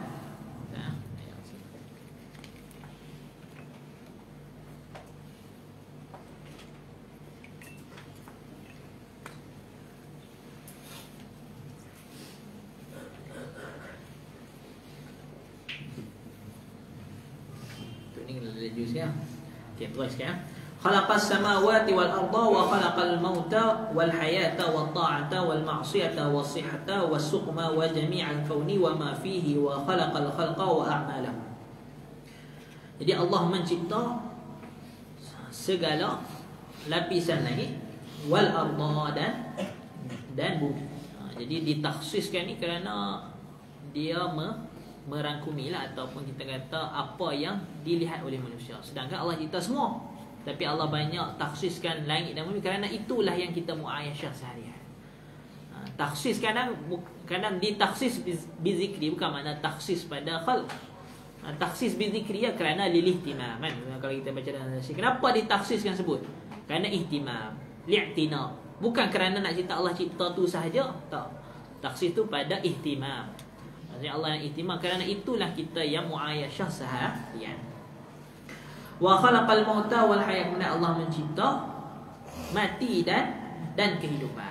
Jadi mengikut pandangan ni, maksudnya mati tu dia adalah sesuatu bentuk yang wujud. Dia wujud lah kerana dia dicipta. Dia dicipta. Wa khalaqa. Sebab apa mana khalq? Ijadu ba'dal adaman. Mencipta selepas ketiadaan satu benda. Itu mana al-ijad, mana mengadakan selepas ketiadaan satu perkara. Jadi bila itu makna khalaqa, dari sudut lughah dia, maknanya maut tu wujud lah. Maut tu wujud. Dia bukan sesuatu benda yang sekadar amrun i'tibari. Sebagai atas Nabi ada khilaf. Ada sebagai ulama kata maut ni dia benda yang kita faham je. Maknanya apabila tariknya roh, maka dinamakan sebagai mati. Fahamnya bila tertariknya roh, maka dinamakan mati. Sebagai kata maut tu memang dia ada. Allah mencipta daripada maut yang tak ada kepada maut tu ada. Tak apalah, itu hanya dari sudut lughah lah, ataupun memang kita kata khilaf dalam benda tu. Wal hayata, dan kehidupan, wa ta'ata wal maksiyah. Jadi taat dan maksiat ni semua Allah cipta. Sebab tu bila kita kata taufik minallah, taufik ni mana Allah mencipta kudrah kepada hamba untuk beramal. Mana Allah mencipta taat. Nanti ada khalaqakum wa ma ta'malun. Allah cipta amal kita, tak kisahlah amal taat ataupun maksiat. Okey. Wasihata, kesihatan dan segala jenis sakit, wa jami'al kauni, dan sekalian alam ini, wa ma fihi, dan apa yang di dalam alam ini, wa khalaqal khalqa wa a'malahum, dan Allah mencipta akan penciptaan. Khalqa dengan mana al-makhluq kan.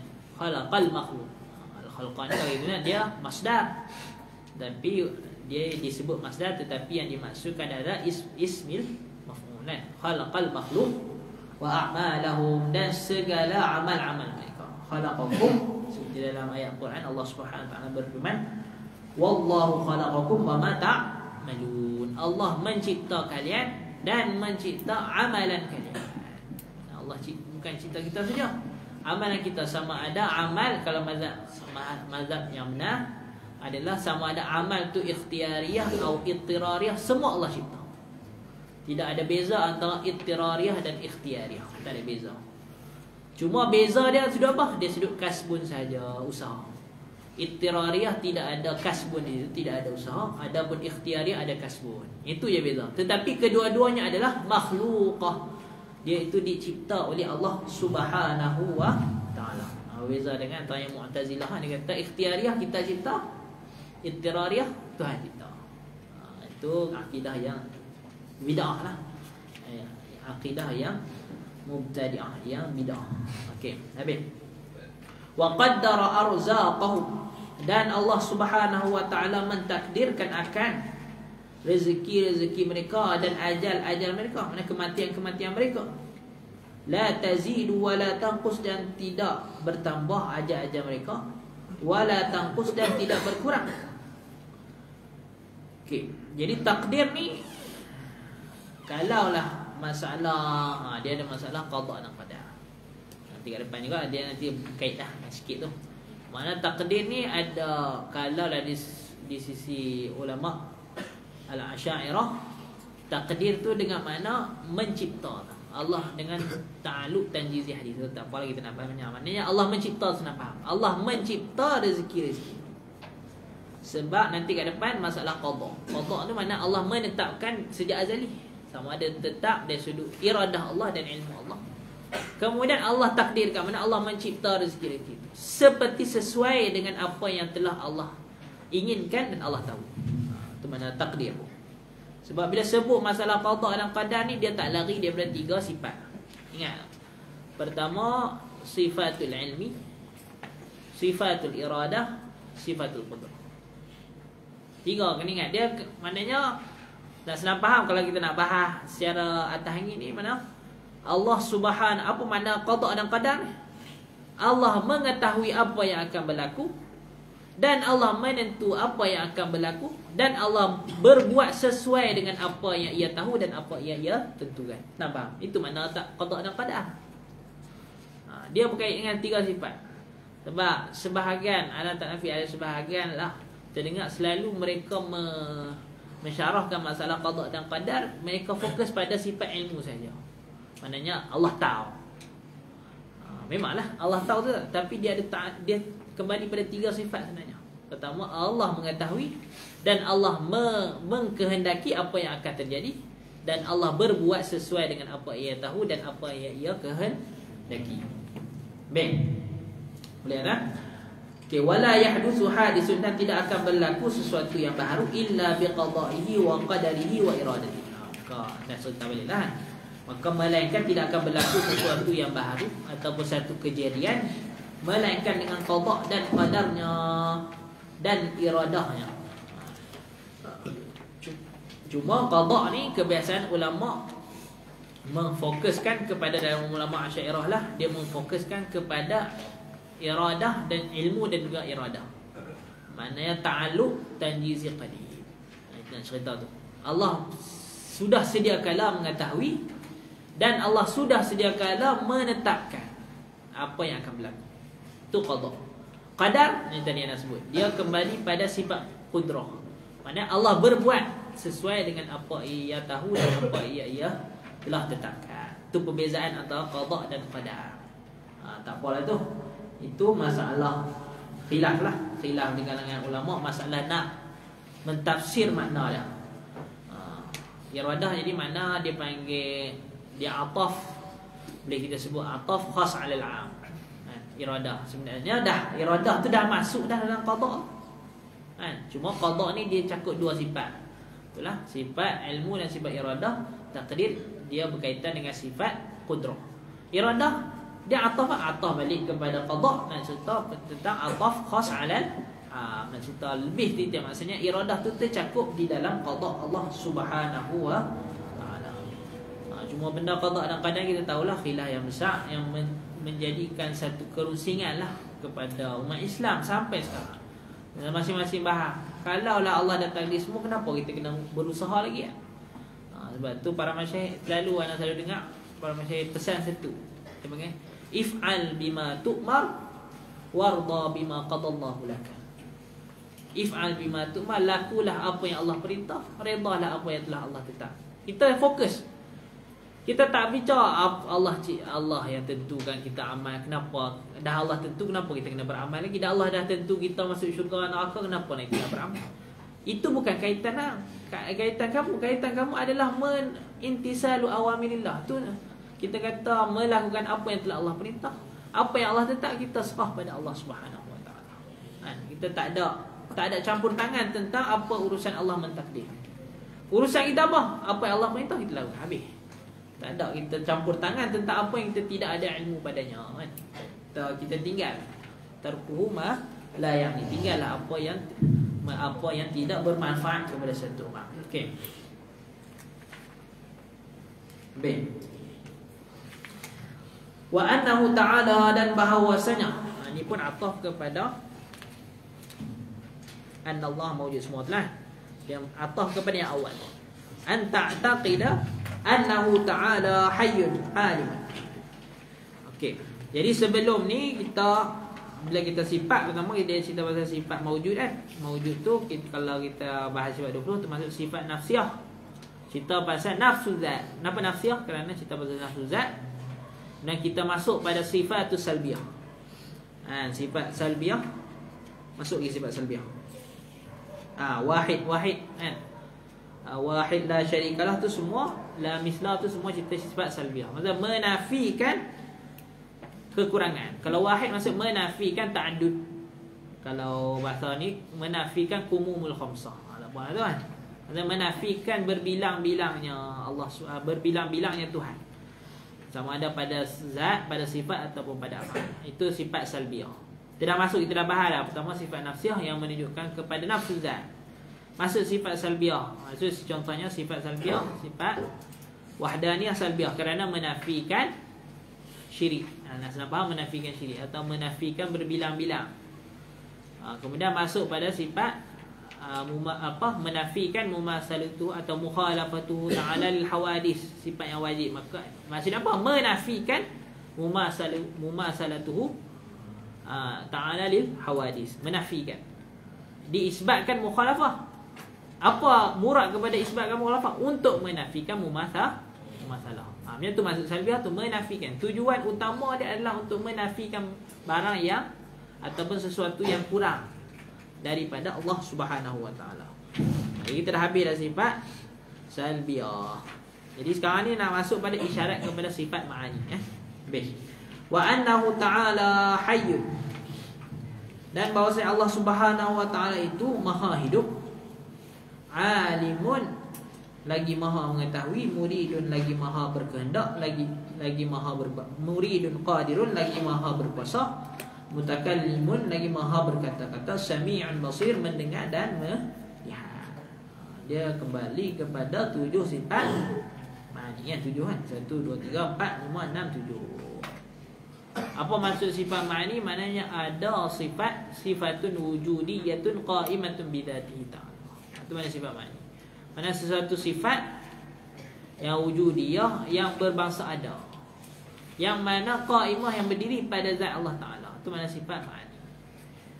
Sekarang nak isyarat kepada itulah, mana Allah bersifat dengan sifat hayah, Allah bersifat dengan sifat qudrah. Adakah sini nak cerita pasal sifat ma'nawiyah? Sebab dalam Asy'ariyah, yang rajihnya sifat ma'nawiyah hanyalah tujuan adalah untuk mentakbir kepada adanya sifat ma'ani.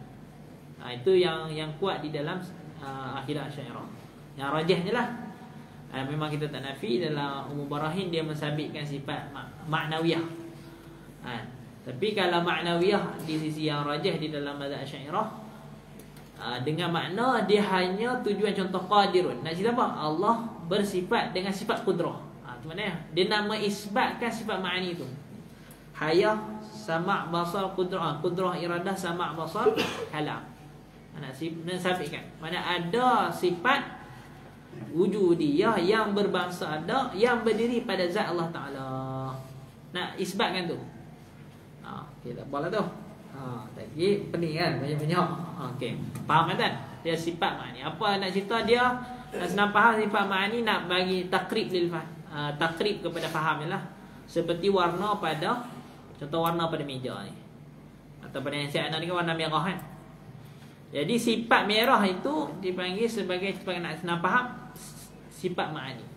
Kerana dia sifat yang bangsa ada. Dia ada. Ni mana dapat dilihat. Kalaulah disingkat hijab dapat dilihat. Kita dapat lihat sifat merah ni. Mana sifat merah tu ada, seperti mana zat dia ada. Zat tu ada, sifat merah tu pun ada. Tetapi sifat merah tu menumpang pada zat. Ada yang sifat bangsa faham saja. Bangsa faham tu sifat, contoh sifat nafsiyah dengan sifat salbiyah. Sifat nafsiyah tu kita bukan kata ada sifat wujud, sifat tambahan bagi zat tak. Dia kita nak cerita pasal zat tu wujud. Nak cerita pasal zat lah. Dia bukan nak cerita pasal sifat tambahan tak. Ada pun sifat ma'ani, mana ada sifat tambahan lain daripada perbahasan zat, walaupun dia bukan ghairu zat lah. Lagi orang kata dia ghairu zat pula. Dah. Nak cerita dia satu sifat yang bangsa ada, yang ada pada zat. Seperti mana kita faham merah pada handset ni, contoh dia ada pada zat. Merah tu ada, merah tu ada. Beza dengan contohnya kotak ataupun petak pada handset ni. Petak pada handset ni kita sebut ada tak? Dia tak ada, tapi dia sabit. Kalau kita teliti dalam akidah ni, petak ni kalau panggil amrun iktibari, benda yang faham saja, dia tak ada, tetapi dia sabit. Sabit tu maknanya ditetapkan. Dia tetap, kalau kita terima ada lah. Tapi kalau lah ada wujud dalam masalah akidah, mana sesuatu yang bangsa ada yang mana kalaulah dibuka hijab kita nampak. Macam merah ni kita nampak kan? Kita nampak. Jadi sifat Allah yang sifat tu sifatul ma'ani, mana kalau bahasa lau kushifa'an al-hijab la ra'ainah. Kalaulah dibuka bagi kita hijab, maka kita akan nampak sifat-sifat Allah Ta'ala tu, yang ma'ani tu, seperti mana kita nampak zat Allah Ta'ala. Bukanlah sifat kita nampak berasingan, tak. Kita memang nampak sifat tu, yang mana ia tu berada atau qaimah berdiri pada zat Allah Ta'ala. Kita nampak. Macam mana kita nampak sudut, bukanlah persamaan, kita nak faham macam mana kita nampak merah ni. Merah ni kan benda yang ada, sifat yang bangsa ada. Beza dengan kotak pada satu benda. Kotak ni dia, kita mensabitkan dia. Kita kata kotak tu betul, tapi dia ada. Dia bukan ada sebab dia bukan benda yang kita nampak, tapi benda yang kita faham. Faham? Itu makna sabit. Cuma kalau nak faham naik kaedah, as-sabit a'ammu minal wujud. Sabit ni benda yang a'am. Kalau lah benda wujud pun sabit juga, cuma sabit dia lebih umum. Amrul i'tibari pun, amrul i'tibari nak senang faham benda yang kita faham pada akal saja. Kita hanya faham, contohnya kotak pada handset, kotak pada iPad ni ke contoh, kotak pada ni ruang ni contohlah. Kita kata tinggi ni nampak tinggi ni, maknanya tu kita faham dia tinggi. Tinggi tu mana? Orang kata tinggi tu mana? Tinggi tu kita faham, kita sabit, kita mensabitkan, kita bukan menafikan, kita mensabit, tetapi kita tak kata dia wujud. Dia sudut istilah dalam bab akidah. Yang tu je lah. Jangan ya. Yang paling penting. InsyaAllah nanti masuk dalam bab akidah, kita akidah insyaAllah akan diperincikan secara lebih dalam lah. Habis itu. Basirun ya'lamu kha'inatal a'yuni, yang mana mengetahui oleh Allah Subhanahu wa ta'ala kha'inatal a'yun, mata-mata yang khianat. Mana Allah mengetahui apa yang ia khianat, apa yang mata-mata yang tidak, yang istihza, yang mata-mata yang jahat, semua Allah mengetahui segala-galanya, walaupun orang tak tahu. Jadi Allah mengetahui segala-galanya. Wa ma tukhfis sudur, dan barang yang mana menyembunyikan oleh hati-hati. Mana wa ma tukhfihi as-sudur, dia ada mahzuf bagi dia punya maf'ul, apa yang menyembunyikan akannya oleh hati-hati. Wa ya'lamu sirra, dan mengetahui akan rahsia, wa akhfa, yang terlebih tersembunyi daripada rahsia. Allah semua tahu. Semua dalam pengetahuan Allah Subhanahu wa ta'ala. Khaliqu kulli syai', yang mana Allah mencipta segala sesuatu. Wa huwal wahidul qahhar, dan bermula ia Allah itu Esa Al-Qahhar, yang maha berkuasa, ataupun Qahhar ni yang maha menguasai. Qahhar dia itu yang, kalau Qahhar ni kita kata gedebe, kalau kalau pantai timur gedebe. Kalau nak tengok macam Qahir ni mana, kalau pada manusia lah, maknanya dia kuat lah, dia macam samsing lah kan. Tapi mana Qahhar ni Allah, dia qaharu kulla syai', mana sesiapa pun akan tunduk pada Allah Ta'ala. Dia semua akan tunduk di bawah kekuasaan Allah Subhanahu wa ta'ala. Wa annahu, dah macam Qahhar ni kan. Tak apalah bahas kan. Macam Qahhar ni, kenapa dia tak masuk dalam sifat 20? Contohlah, kenapa tak masuk dalam sifat 20? Dia sifat Allah Ta'ala juga. Kerana ia kembali pada sifat qudrah.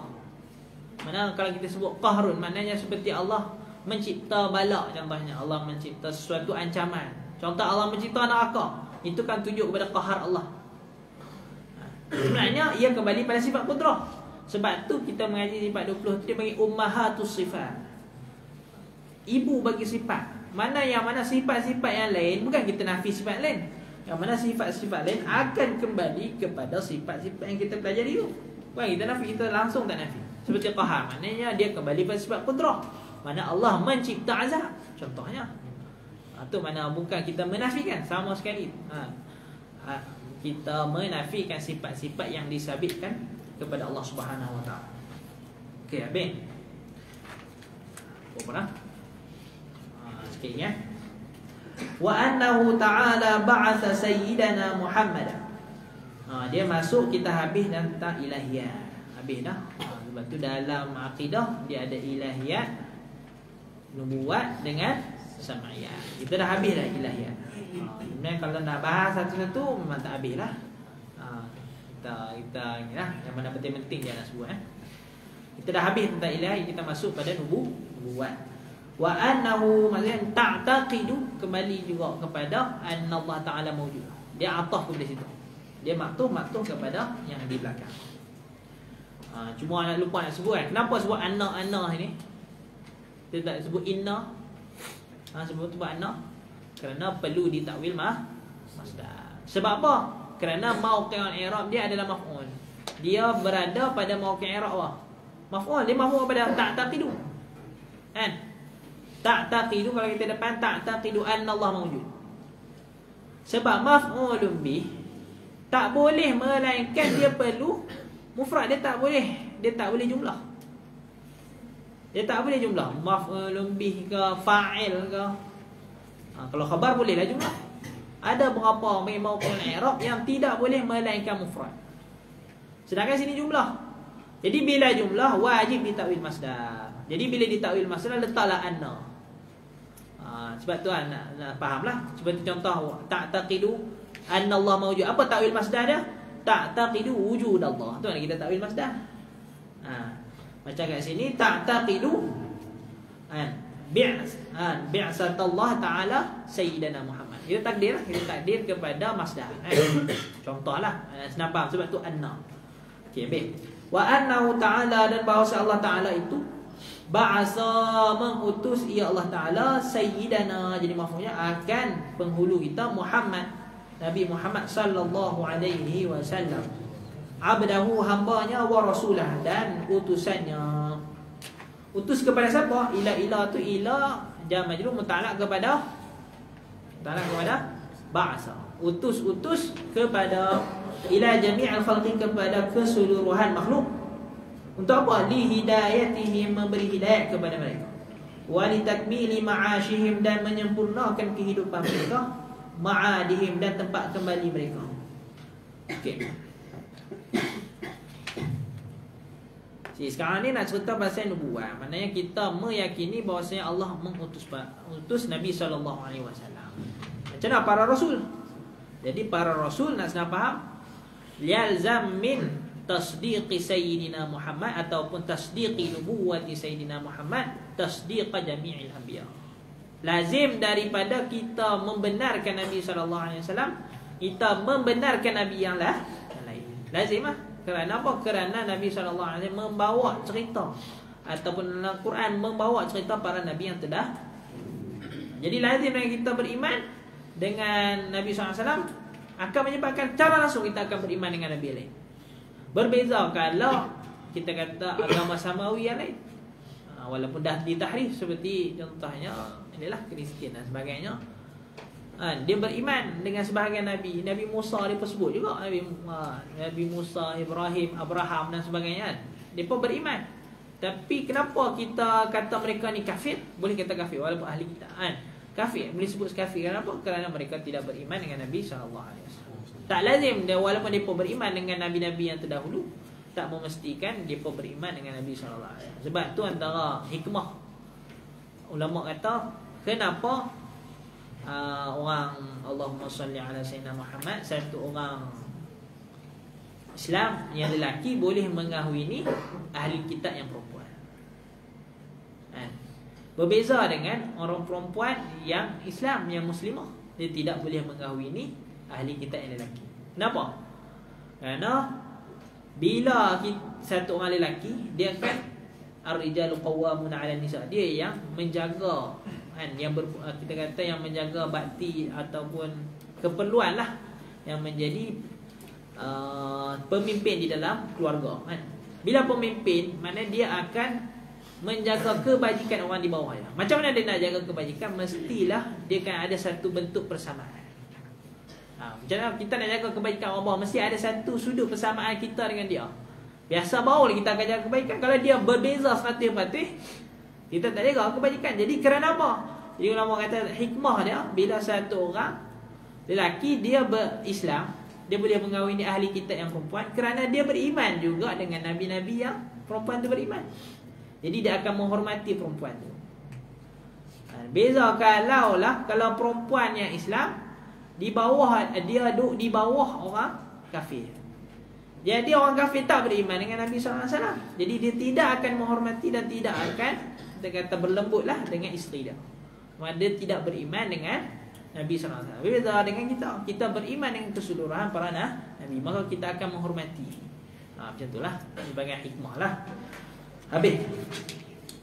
Hambanya, jadi sifat hamba bagi Nabi SAW adalah sifat yang tinggi. Kerana Allah sendiri yang mensifati Nabi SAW dalam banyak ayat. Seperti contohnya ayat Quran dalam bab Isra'an.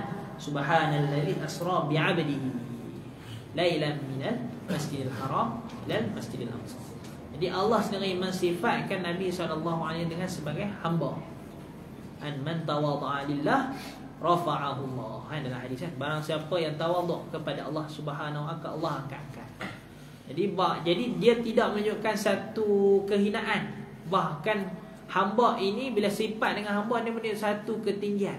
Apabila kita mensifatkan diri kita hamba kepada Allah, maka dia satu kemuliaan. Kerana kita meletakkan diri kita pada tempat yang betul. Yang menjadikan satu kehinaan ataupun kita kata satu kebodohan, mengangkat diri kita pada bukan tempat yang sepatutnya. Kita bukan pada tempat tu, kita letak tu kebodohan namanya. Benda yang betul kita letak memang pada tempat itu. Itulah satu kemuliaan sebagai satu orang anak. Apa kemuliaan dia? Kalau dia kata anak tunjuk mulia dia, contoh dia tunjuk dia punya gedebel dia punya marah dia dekat mak ayah, itu bukan satu kemuliaan. Itu satu kehinaan sebenarnya. Hina dia. Tidak menghormati mak ayah dia. Tapi bila dia tunduk kan, waqfid lahuma janah kan, bila dia tunduk kepada mak ayah dia, maka itu satu kemuliaan kepada satu orang. Itu juga satu orang hamba sebenarnya bila dia iktiraf dengan kehambaan dia, ada satu ketinggian kan, satu ketinggian dan satu sifat yang mulia bagi satu orang hamba. Jadi ubudiyah yang kamilah, yang sempurna adalah hanyalah pada Nabi sallallahu alaihi wasallam. Rasulullah dan utusannya ila jami'il khalqi, kepada keseluruhan makhluk, dan lihidayatin, untuk menghidayah. Jadi lam kat sini lihidayatin. Kalau kita mengaji dan nahwu, dia panggil lam ni ta'lil lah kan. Tapi kalau kita nak lihat pada makna, murad dia lah, murad dia mana li bayanil hikmah. Nak cerita hikmah dia. Hikmah kenapa Allah utus para rasul? Hikmah dia supaya memberi hidayah kepada makhluk. Kenapa penting makna ni anda sebut? Kerana kita ni wajib beriman bahawasanya af'alullah, segala perbuatan Allah. Bi'asatul rasul af'alullah tak? Af'alullah, Allah yang mengutus. Bahkan kita kena beriman bi'asatul rasul tafaddulan. Dia sebagai tafaddul, makna sebagai satu kurniaan, bukan wajiban. Sebab sebahagian contoh Mu'tazilah dia pegang bi'asatul rasul ni wajib bagi Allah Ta'ala. Kita tak, kita ni kata tafaddulan saja kerana kurniaan Allah. Boleh tak kalau Allah tak nak utus rasul? Boleh. Kerana itu termasuk dalam mungkinat, benda yang harus saja bagi Allah Ta'ala. Sebab tu bila dia benda harus, dia af'alullah, maka af'alullah tidak boleh ada gharat padanya. Tidak boleh ada kepentingan peribadi ataupun kepentingan kepada orang lain. Dia tidak ada berkepentingan. Allah itu mukhtar, Allah itu bebas kan? Dia berkehendak dengan apa yang ia mahu. Insya'a fa'al wa insya'a tarak. Apabila ia mahu maka dia buat, kalau dia ingin untuk tinggal maka dia tinggal. Jadi kat sini nak cerita pasal hikmah, dia bukan illah. Kerana af'alullah tidak ada gharat padanya dan tidak ada illah padanya. Kena faham. Tidak ada gharat dan tidak ada illah. Tetapi setiap af'alullah ada hikmah. Ada hikmah. Apa beza gharat dengan hikmah? Sebagai ulama kata hikmah ni maknanya dia bila perbuatan tu akan timbulnya hikmah. Gharat ni maknanya dia tujuan sebelum datang perbuatan. Kita ada tujuan kita kan? Biasanya kita bertujuan, kita ada satu niat, baru kita buat tu. Kebiasaan macam tu. Walaupun gharat ni sebagai ulama kata umum lagi, tapi tak apalah, kita nak faham gharat ni mana dia ada tujuan dibuat. Jadi mustahil bagi Allah, sebab dia akan menyebabkan Allah berhajat kepada selain Allah. Lah ada gharat mana Allah berhajat? Tak, ini hikmah saja. Maknanya bila Allah buat pasti ada kebijaksanaan di situ. Hikmah ni maksudnya wad'ullahan, Allah Meletak. Okey. Jadi Allah meletak sesuatu pada fi mahalli, pada tempatnya. Okey. Okey, kita habis dalam bil mu'jizat az-zahirah kan. Wa li takmili ma'asyid, dan menyempurnakan segala kehidupannya, ma'adihim, dan maksudnya Allah pun Nabi SAW diutus untuk menyempurnakan akhirat kan, untuk cerita tentang urusan akhirat. Wa ayyadahu, dan Allah menguatkan, Allah membantu, ta'yid kan, Allah menguatkan, membantu Nabi SAW bil mu'jizatil zahirah, dengan mukjizat yang jelas. Jadi mukjizat ni ada yang mukjizat hissiyah, ada yang ma'nawiyah kan. Jadi Allah membantu Nabi SAW dengan segala jenis mukjizat. Mukjizat hissiyah pun ada, ma'nawiyah pun ada. Bentuk ma'nawiyah adalah syariat ni sendiri. Mana ma'nawiyah, mana Allah. Syariat ni pun sebagai satu mukjizat, menunjukkan bahawa syariat ini kekal sehingga hari kiamat dan sesuai pada setiap zaman. Maka kalau kita kata nak kembali pada asal, Al-Quran tu mukjizat hissiyah wa ma'nawiyah. Quran tu sama ada kita faham pada Quran sendiri, pada lafaznya, pada maknanya, ataupun pada makna kan. Pada makna dia pun semua mukjizat daripada Allah Subhanahu wa taala. Okey. Habis itulah. Solat dulu. Okey, kita wanti tangan ni dululah. Kita sambung nanti akan di pertemuan yang seterusnya. Jadi ana minta maaflah segala salah silap yang berlaku dalam penerangan ana. InsyaAllah kita akan cadang ya. Kita buku surat sebenarnya sepatutnya Nabi cukup nama je ni. Tu kalau apa punya tamaah tu apa surat? Jadi dapat apa buku surat? 4 Kalau ikutkan semua apa? 30 kan 30 bahagi 6 5 5 kan 5 buku surat. Tadi 4 lah. Ya tu nanti kita ejah rahsia sikit lah. Cukup insyaAllah. Kita baca selawat Imam Asy-Syafi'i. Allahumma salli ala sayyidina Muhammad wa ala alihi wa sahbihi wa sallim ala ma'lumatika wa midada kalimatika kullama zakaraka zakiruna wa ghafala an dhikrika ghafilun.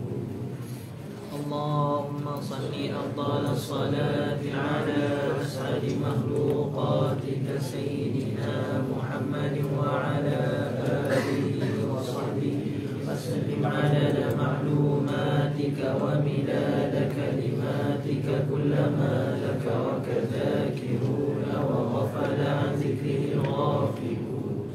Allahumma salli afdal as-salati ala as'adi makhluqatika sayyidina Muhammad wa ala alihi wa sahbihi wa sallim ala ma'lumatika wa midada kalimatika kullama dhakaraka dhakiruna wa ghafala an dhikrika ghafilun. Sallallahu ala sayyidina Muhammad wa ala alihi wa sahbihi wa sallam. Subhanallah bihamdihi, subhanallah bihamdihi. Assalamualaikum warahmatullahi wabarakatuh.